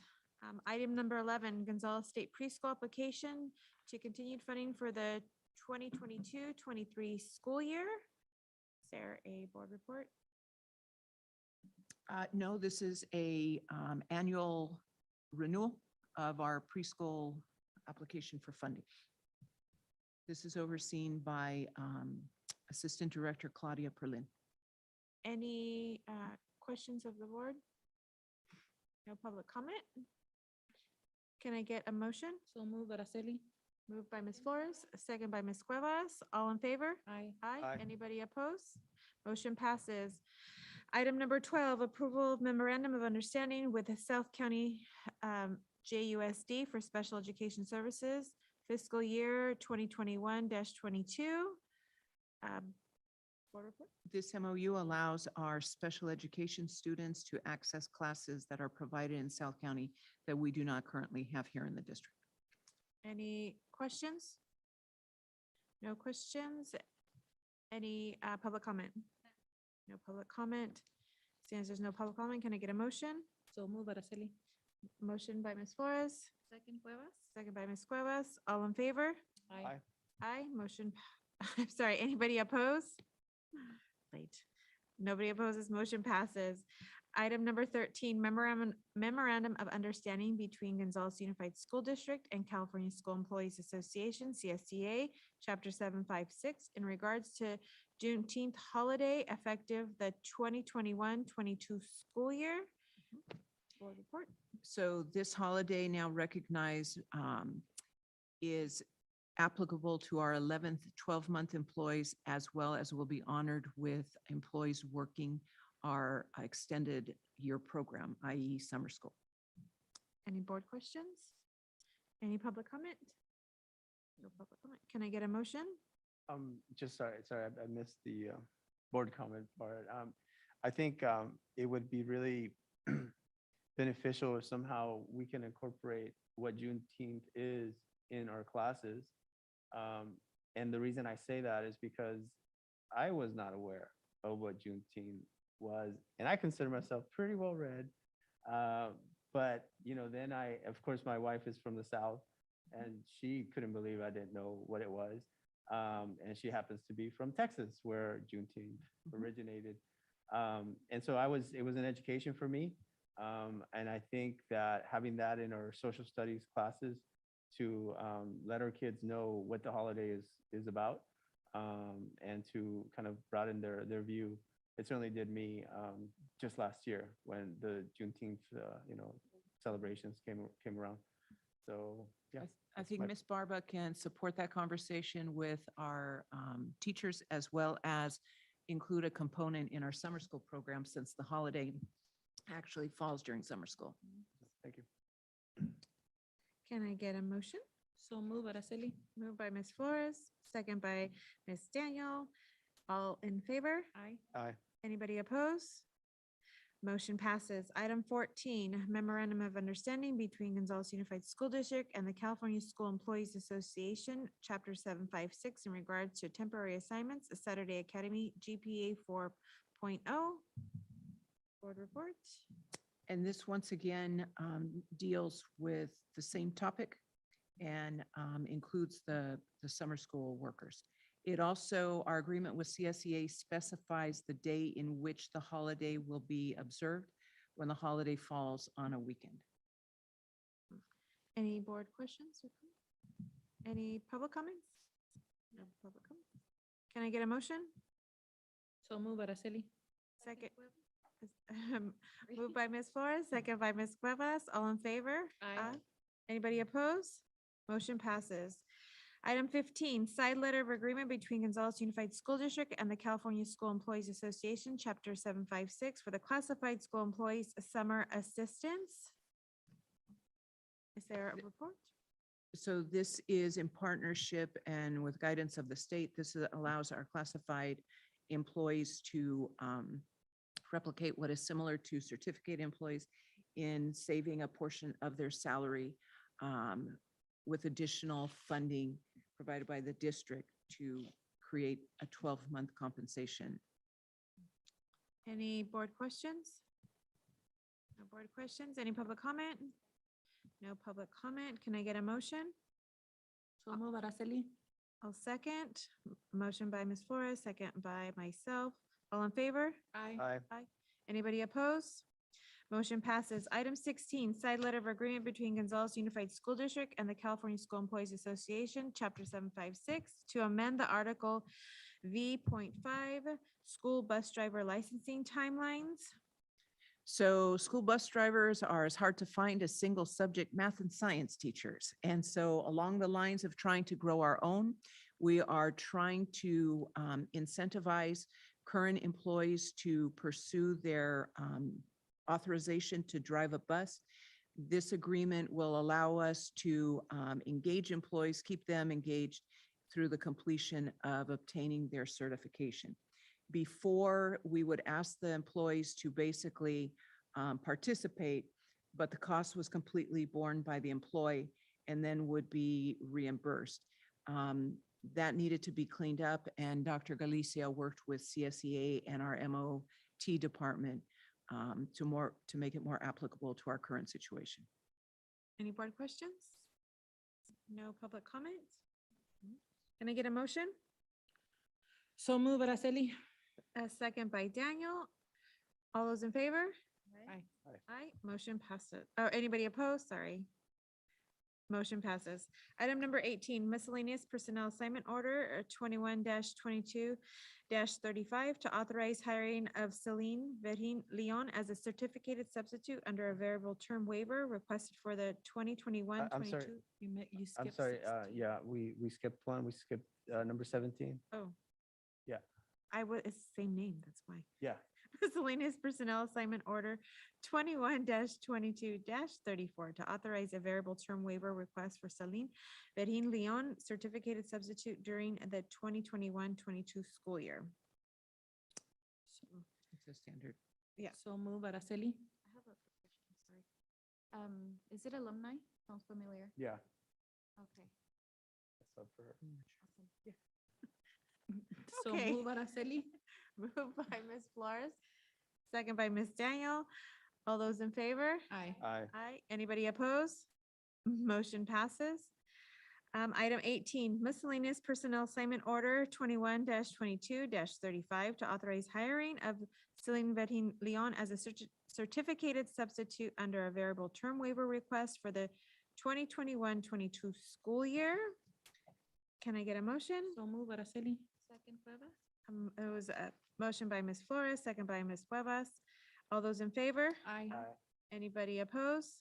Just like to say, just a comment, if it is the same person, I've subbed for Selene. And all I have to say is, welcome to being a sub and the joys of overseeing a classroom, which you will soon see. And I hope you enjoy thoroughly. All those in favor? Aye. Anybody opposed?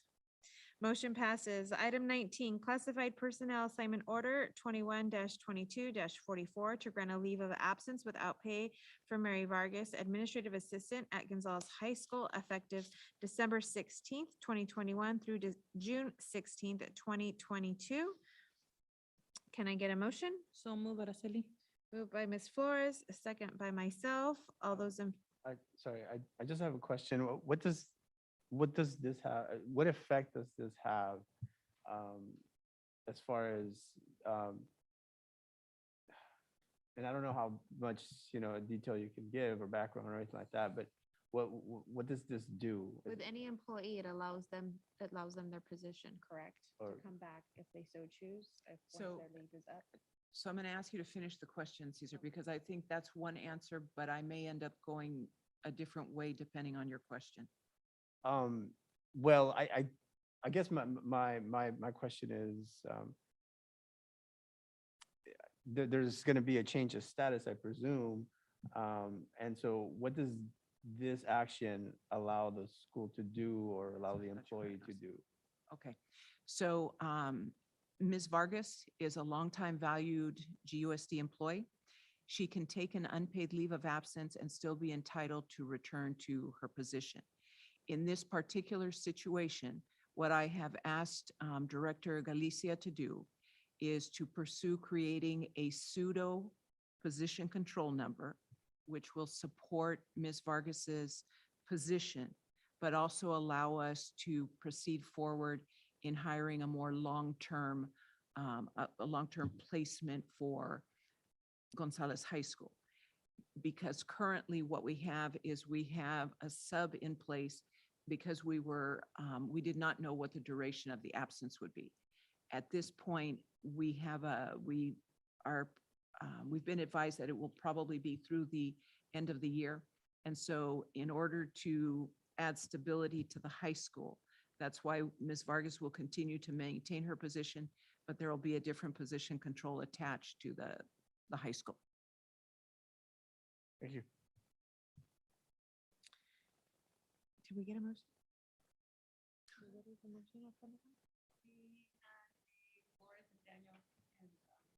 Okay. So, all those in favor? Aye. Anybody opposed? Motion passes. Item 20, certificated personnel assignment order 21-22-62 to open one adult education teacher, ESL digital literacy, high set position effective current school year. Brand new. Correct. And it is based on need and we have the funding. Excellent. Any board questions? And no public comment. Can I get a motion? So move, Araceli. Second by Daniel. All those in favor? Aye. Aye.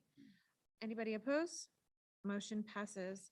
Item 21, classified personnel assignment order 21-22-41 to open 1.5 FTE noon duty / yard supervisor position at La Gloria Elementary School for the current school year. Any board questions? No public comment. Can I get a motion? So move, Araceli. Moved by Ms. Flores, second by Ms. Cuevas. All those in favor? Aye. Anybody opposed? Motion passes.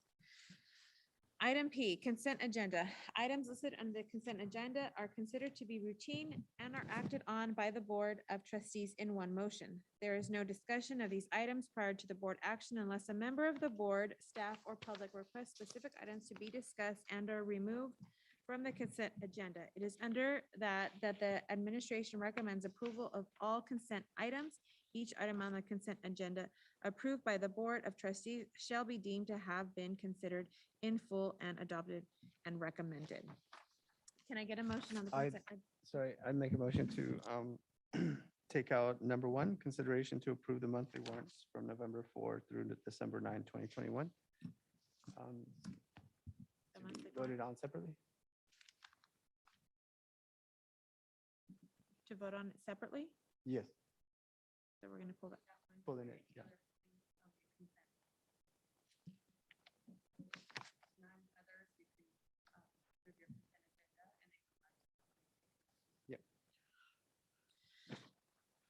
Can I get a motion to approve the consent agenda? So move, Araceli. Moved by Ms. Flores, second by Ms. Cuevas. All those in favor? Aye. Aye. Anybody opposed?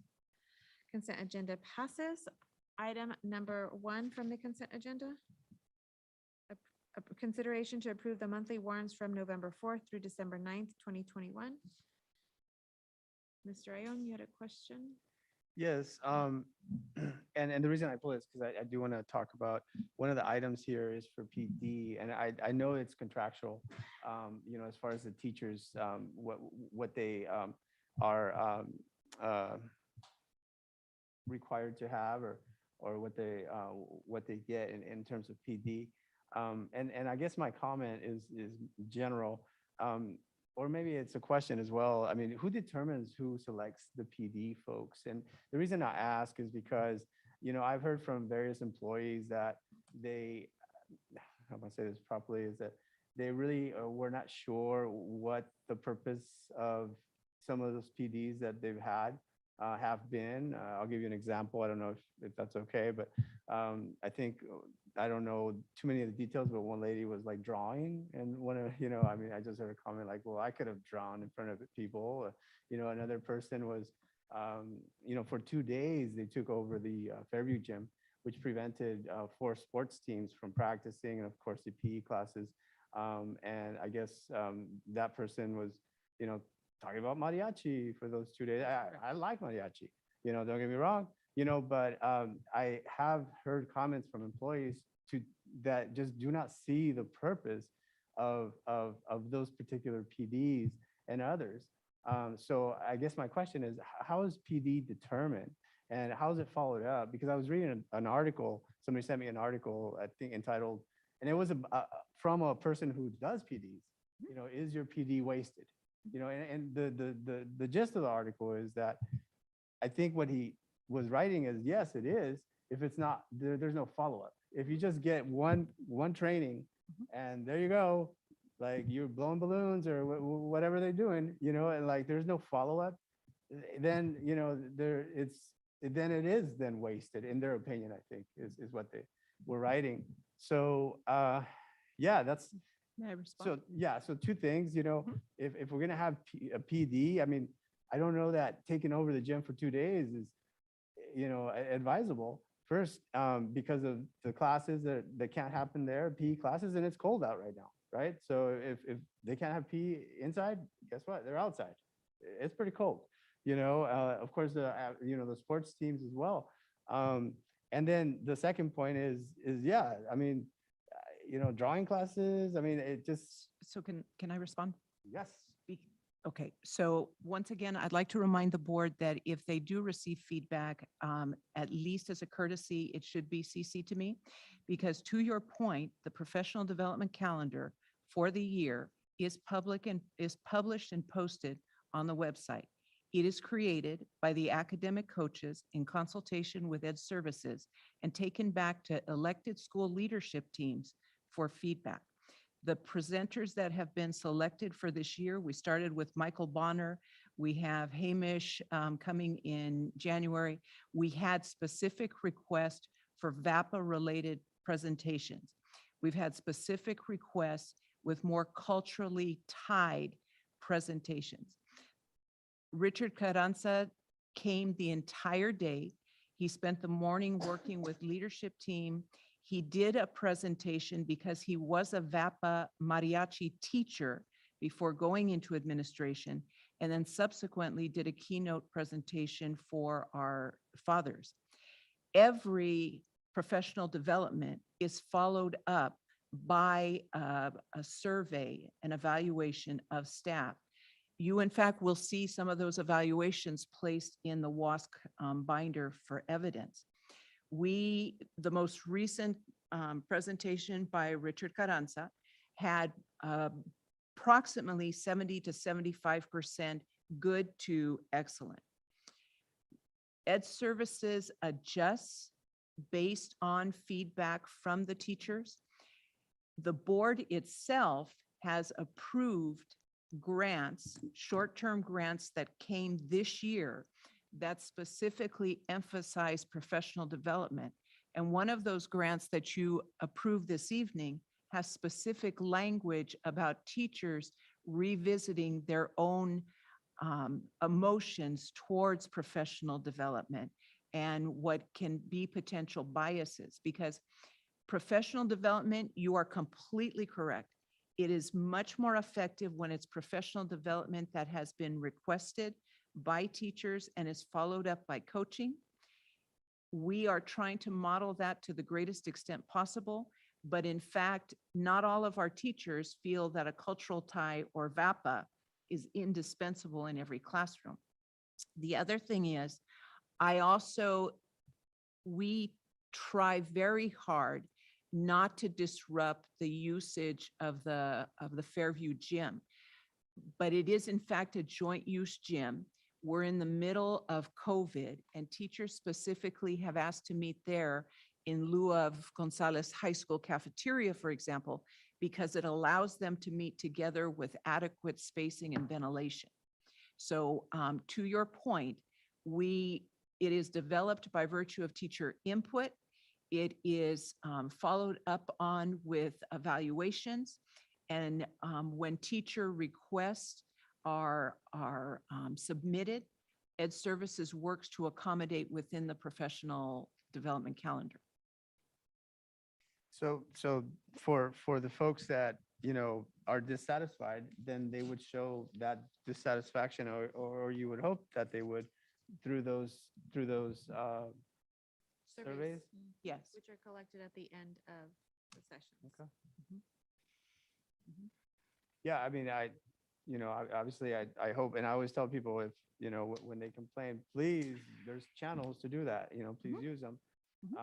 But, the dual use gym, the 2-day, and I understand the teachers, but they. probably gonna So get in fact, trouble. it was probably gonna one get- day I'm because probably the gonna get setup ch- occurred in the afternoon. So it was one day that was disrupted in terms of any type of instruction. Right, but there's what, 800 kids at Fairview, or I No. forget that, 500? 450. 450, Right. kids that were disturbed for one day. I think that, I would hope that that is kept to a minimum. going forward. It is kept to a minimum, repeating that this was a special event. And also repeating that the motive for having to use the Fairview gym is the capacity, spacing, and ventilation issues. And I can speak to that, having been in PDs that used to be in the high school cafeteria here, that were close, that were not comfortable because it was really You close can't quarters. even move in So I between the chairs. believe moving it to that venue based on feedback that was given, because a lot of teachers had said, like, can we get something that's more adequate for our spacing? And it's And- safer for Yeah, everybody. and that's fine, but I'm just saying that the fact that, 455 kids were disturbed and is also a consideration. That's all I'm saying. Right, but I would ask, Caesar, that you at least give me the opportunity to respond to that, because in all reality, our PE teachers do not utilize the gym 5 days a week. And sometimes they do not use the gym in a 10-day period or a 15-day period. And so if there was a special, if the teacher had done lesson plans with a special activity for that day, I will personally apologize.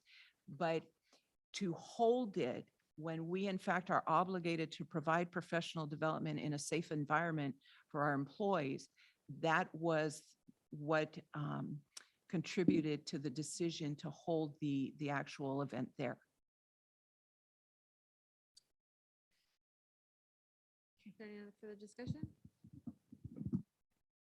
So can I get a motion to approve the consideration to So approve the move. monthly warrants from November 4th through December 9th, 2021? So move, Araceli. Moved by Ms. Flores, second by Ms. Cuevas. All in favor? Aye. Aye. Anybody opposed? Motion passes. Moving on, governing board, governance team comments. Mr. Ayon. I participated in the collaborative with Ms. Flores and Ashley and Curiel. Ms. Curiel, thank you. And I found it's very eye-opening. I don't know if I can even say this, but I mean, the biggest topic was bathrooms, right? And the inadequacy of some of our bathrooms as far as cleanliness goes, and the fact that, at the high school, sometimes there's some activity going on there that, is probably not great. And so, the kids, I hope I don't catch it, but I think Ashley said of the 4 kids that were running for ASB or class president, or one of those things, 3 of them, their issue was improving bathrooms, and that's our kids talking about what they need. And then the other one was, gender neutral, right? That, other organizations offer that. Currently, we don't. So I think those issues are really big, especially the bathrooms, because that's part of Williams, that's part of LCAP, right? Cleanliness and safety and all that. And I do hope that the focus is there. I'll just say, like, a couple of the girls have told me about, the stalls, they don't have locks. Come on, you need locks, right? And so things like that maybe they should be a couple of times a day looked at, making sure that there's toilet paper, that there's soap. Real basic things that you would hope that you would find at any restaurant, even one that is, $5 a plate restaurant. I think we should at least have that standard at our schools. So I invite any board member to drop by my office and let's walk over to the high school. Because I'm also hoping that board members also inform the public of what they're informed of, including the fact that immediately when the bathroom situation at GHS was brought to our attention, and might I remind you that it was vandalism that has created stalls that do not have locks on them, et cetera, we've moved on that. But as I advised the board, the door is actually on back order. So MOT constructed plyboard for a plyboard door that in fact also was vandalized. The other thing is having a gender neutral bathroom is not at the discretion of the board. MOT and business services is in fact already, that's on the plan board for next summer to create a gender neutral bathroom at our sites.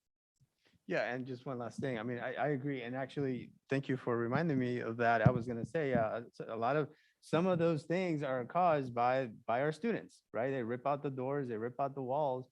And I guess you could do multiple things there. I mean, you could better monitor it, right? But when it does happen, right, right. But when it does happen, that the school needs to take action right away, right? Because if a kid doesn't feel that safe to go to our bathrooms and, basically, I mean, they can have health problems by not doing that, right? When they need to go. I just think, and this is not that it just happened yesterday or the week before. I mean, this thing has been since I was subbing, like it's always the bathrooms, like, hey, people are smoking in the bathroom, like, like things like that. Or, hey, there's overflowing. I mean, or there's no soap, there's no toilet paper, there's no, and so I think that it's been an issue for a very long time. And it's a very basic fundamental issue, that I think that we need a lot of follow-up. And I think in one of your superintendent's reports that you're going to develop some type of plan to address that. And I look forward to that because I think our kids, frankly, just deserve better, So just a reminder, because I don't disagree with you, but I also hope that you inform the public of what the board, in fact, has already accomplished. So when you made mention of supervision, I just want to reiterate, this board authorized additional FTE for Gonzales High School. This evening, based on need, the board authorized additional supervision for La Gloria. The board's actions are automatically acted upon by myself and supported by MOT in this particular case. So while I respect that this was your experience as a substitute, when in fact those situations are brought to our attention, we do not hesitate in terms of moving. James will tell you, just this week, I got another talking to because I'm saying, we need to fix this. And he's saying, from which budget? True or not? Okay, so it's our staff and students and communities opportunity, responsibility to tell us. And once it's brought to our attention, we act on it. We, in terms of the labor piece, you in terms of the authorization to make it happen. Yeah, and just the last thing, I appreciate our campus supervisor, the fact that we have two at the high school now. I've seen the gentleman out there, he's talking to the kids, making sure they're back to class. I think that's very important. Another thing is, one of our teachers, Mr. Picardi, he's got a rule that says, you want to go to the bathroom? That's fine, but your phone goes right here, right? And that's his rule. Now, not every teacher's got that rule, trust me, but he does. And even the subs, they find out, and the kids are like, oh no, I can take it, it's fine. But then they find out that that's the policy in the class. And I'll tell you what, a way to get the kids back to class really fast is for them not to have their phone. And unfortunately, that's not the case at all our grades. I think that should be the case. If you want to use the bathroom, that's fine, of course, but you don't take your phone, because what that does, it creates an atmosphere where the kids are congregating, and our campus supervisors can't always go into the bathroom. We don't have female campus supervisor. That feedback was provided at the collaborative. And so, indeed it was. And, so, I mean, having the kids have their phone and glued to their phone as they go to the bathroom is not conducive to anything. And it's just going to cause problems. And I would hope that that's the school policy. I don't know that it's board policy. Is it board policy? I would hope it's implemented. I would really hope it's implemented, K through 12. From your mouth to the teacher's ears, Cesar. Any other comments, Mr. Ryan? That's it. Thank you. That's your final comment. Thank you. Ms. Cuevas? Yes, good evening, everyone. I'm excited to report that we got home safely from San Diego. Learned a lot, but most importantly, I was able to meet amazing leaders. I got to pick the brain of a math company. so that was amazing, and hopefully we can somehow collaborate.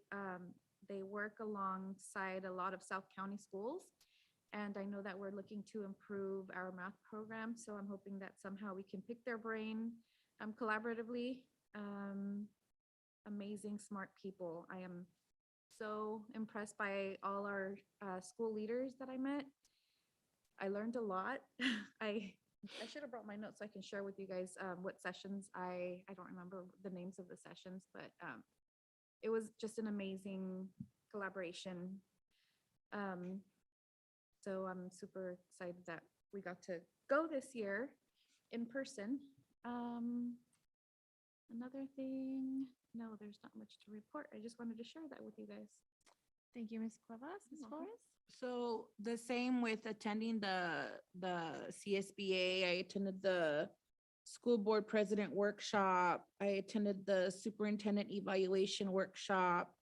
What was interesting is that by chance, I kind of sat next to teachers, board members who were teachers and had been teachers and union presidents in a lot of my workshops. And the common topic was, when you're in that position for so many years and you decide to run for the board, they noticed the difference in the seats. And, I had asked, it feels the same way as a parent, because when you're a parent, you think that the board is supposed to function this way and you can do certain things as a board. But then as a parent, when you get onto the seat, you learn the system works really differently. And it is a team effort.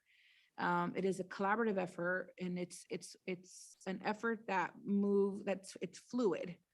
Because not one person can really decide anything. It really takes everybody. I was impressed with the speaker. I have had my one-on-one with Yvette and talked about one of the speakers, Dr. Victor Rios. I'm hoping that we can bring him to our district one day. He was so inspiring and so motivational because he's from Oakland, and I think it's a little bit closer to home, and our youth and even our staff can probably relate, because I related to a lot of what he had to say. But the most powerful thing for me that really stuck with me was when the student board members spoke and how empowered they were to be a part of the board, just not a side of the board, but actually be a member of the board and have very similar rights as we board members do. And just the intelligence and the passion they had for improving their own educational experiences and their peers was kind of what really, I had a lot of things going into my head in regards to how our student board can be improved and really benefit from sitting in the seat they sit in. I'd like to maybe propose, and you guys can think about this, but as we go to these conferences in the future, it'd be nice, and you guys, if we can collaborate on the workshops we attended, because it'd be nice for us to sit and kind of piggyback, because we all usually attend different workshops. And if we can dedicate a day to where we get together and really talk about, well, where did you go? Okay, where did you go? And then kind of bounce the ideas and share notes and have conversations about the workshops, because there's so many good workshops, you can't attend all of them. So it'd be nice to piggyback on what you guys learn. And so I'm hoping somehow we can make that a tradition in the future for board members to go, is to spend one night where we can kind of share notes. Also the monthly collaborative was great. And real quick, just so we're aware, the collaboratives are a place for board members and the unions to have conversation. And then we take those conversations to our superintendent and address the issues. With the collaboration, this recent one, the bathroom is repetitive, but I was really happy to hear and talking to Yvette and having kind of bringing these issues up with her, that some of these things were already being taken care of and some of these things were already kind of in the works. So it's good to hear that sometimes the things that we hear in our collaboratives, it's already something that's being addressed through the superintendent and her staff and the staff. So And that's all I have. Thank you so much. So I also attended CSBA, which was great. Just so you know, Caesar, you missed out. I think one of my favorite things is the collaboration amongst peers. I also in a session, it was jam-packed, and that was on Brown Act, and I got to sit next to a superintendent and got to pick. So just those moments there, you're in a class, learned a lot. I had 5 pages of notes that I was taking to come back and share it all. But Araceli, we were on the same wavelength because during my one-on-one with Yvette, I said, you know, I wish we would have had more time together as a board. Yeah. Because I did see other boards doing that. So definitely, I agree that moving forward next year, hopefully Caesar goes in person, then we can all come together and have those experiences. Or, you know, if we're all signed up for one workshop, but there's 2, you know, let's split up and conquer and divide. But such a great experience, learned a lot. And so I'm very glad that I was able to go and have that time. Upon return as well, I've been busy this week. I had the opportunity to go to the Wrestling Crucible, which was, I think, the highlight of my week. I got to see some of my 6th grade students who are now in high school come and give me a hug, and I was that just made my day. So, but to see them and how they've grown has been amazing. Students that just matured. And I loved seeing them in action at wrestling. So thank you both, Coach Larry and Coach Sandra, for putting that on and just seeing the kids come together from the different schools. So I hadn't seen all the kids together like that. I also got to visit the archery club, which was very cool. I let Coach Daniels know I hadn't had the opportunity to, I don't even know what it's called, but to do a bow into archery. And I told her I'm really bad. I did it in high school, but it's been a long time. The kids were so excited. They were having challenges amongst each other. So I'm glad we're having other opportunities for our students. So thank you, Coach Daniels, for having that, because archery, like, I would have never thought we would have had it here, just like golf. And we're having both of those. So being able to experience that with the students, again, with students that I taught when they were in 7th grade, and asking, do you remember me? And I was like, of course I remember them. So it was cool to hang out with those kids, and who were, I might add, we're here on a Saturday for archery club, which was awesome to see them in action. So thank you for that. In my closing, I do want to say, I appreciate your vote in being here. I hope not to disappoint. I want to let yourself as well as the public know that I do not take this position lightly. I do recognize this is but one seat, but we are all together, the board. So I see moving forward to speak for all of us as we move forward as a board together, hopefully united. That's what I'd like to see. As you know, comment was made, I do like to say, yes, I'm not aggressive. That's never been my style. I am out and about. I just don't make it always very public, being with the kids. But I do take this job as a board member very seriously. I would have never done it if I didn't have the commitment to it or the passion for these children. And I'm going to take this position just as serious and hope to work with our board this year. I'm very excited to work with all of you, because I know, and I've seen it all the time, the passion that you have for our children. And I'm very glad to be sitting next to all of you. And I did forget one thing regarding CSBA. I wanted to thank Yvette for, Yvette hosted us for lunch. So thank you for bringing us all together for lunch. That was a nice day. We had a nice walk back to the venue as well. So thank you for taking us to lunch. And I think that's all of so next is our future agenda items. Mr. Ione, any future agenda items? I do have one. I would like to see if we can please pay for, what is it, the CLSBA? I had mentioned it to you, the registration for CLSBA with California, yeah, the California Latino School Board Association. The membership? Yeah, the membership. We are members. Yeah, we are Did we members. already do all of us though? We're all members. Yeah. We have a district membership.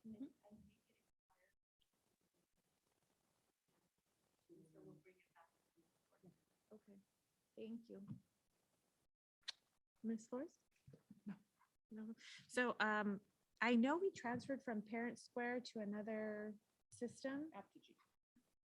If we can get an update of how, are we using it, how we're using it, what's the, Matter of fact, I'll bring back Mr. Dietrich to help talk to them.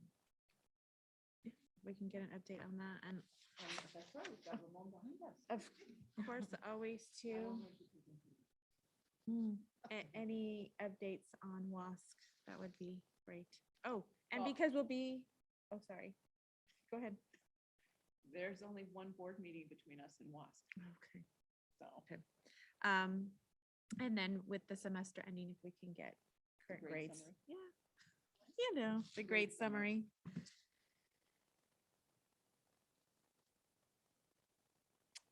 And that's on my agenda. So item 3 is future meeting dates. We have scheduled January 25th and February 8th. Those are tentative pending the board approval of the calendar.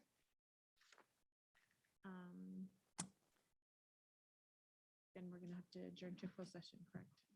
However, we are at 10:10. So I would like to make a suggestion, because if we do continue, the board would have to, in fact, vote on. But with a new president and a new clerk, you also have the option of the two of you meeting to discuss whatever may be proposed, meeting with myself, or in fact, bringing it back to a future board meeting.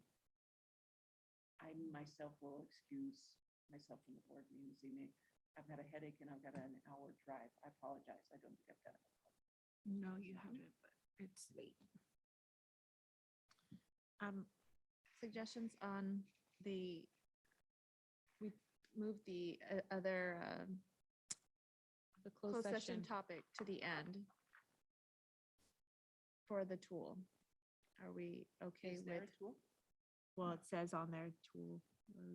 No, there's no, we don't have a new tool. It's still the same tool. I think it was to discuss a tool which would have to include Yvette. So we have to move it, or we can meet to discuss it. Can we put out a doodle for then a special meeting? Even if it's a Zoom? If the majority of board wants it. Yeah, I mean, it was my understanding that we were gonna have a special board meeting. Before Terry. Yeah, yeah. Okay. So if we can put out a. Yeah, I would call it a zoodle. Yes, regarding. It could be a special Available board dates. meeting with only that as the agenda. Yeah, as that's the only thing. Yeah. Excellent.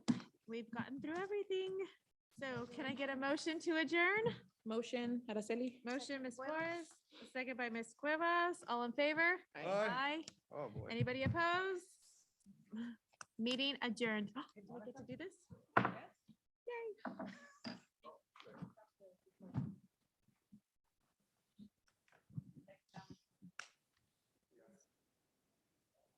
Dr. Drake and Dr. Galicia, thank you for staying. I know you have a long drive ahead of you as well.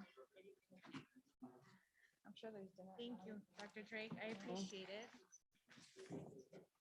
Okay, so does this all have to be signed right now? Yeah, it's not leaving Good night, guys. campus. Good night. Night. Where do I?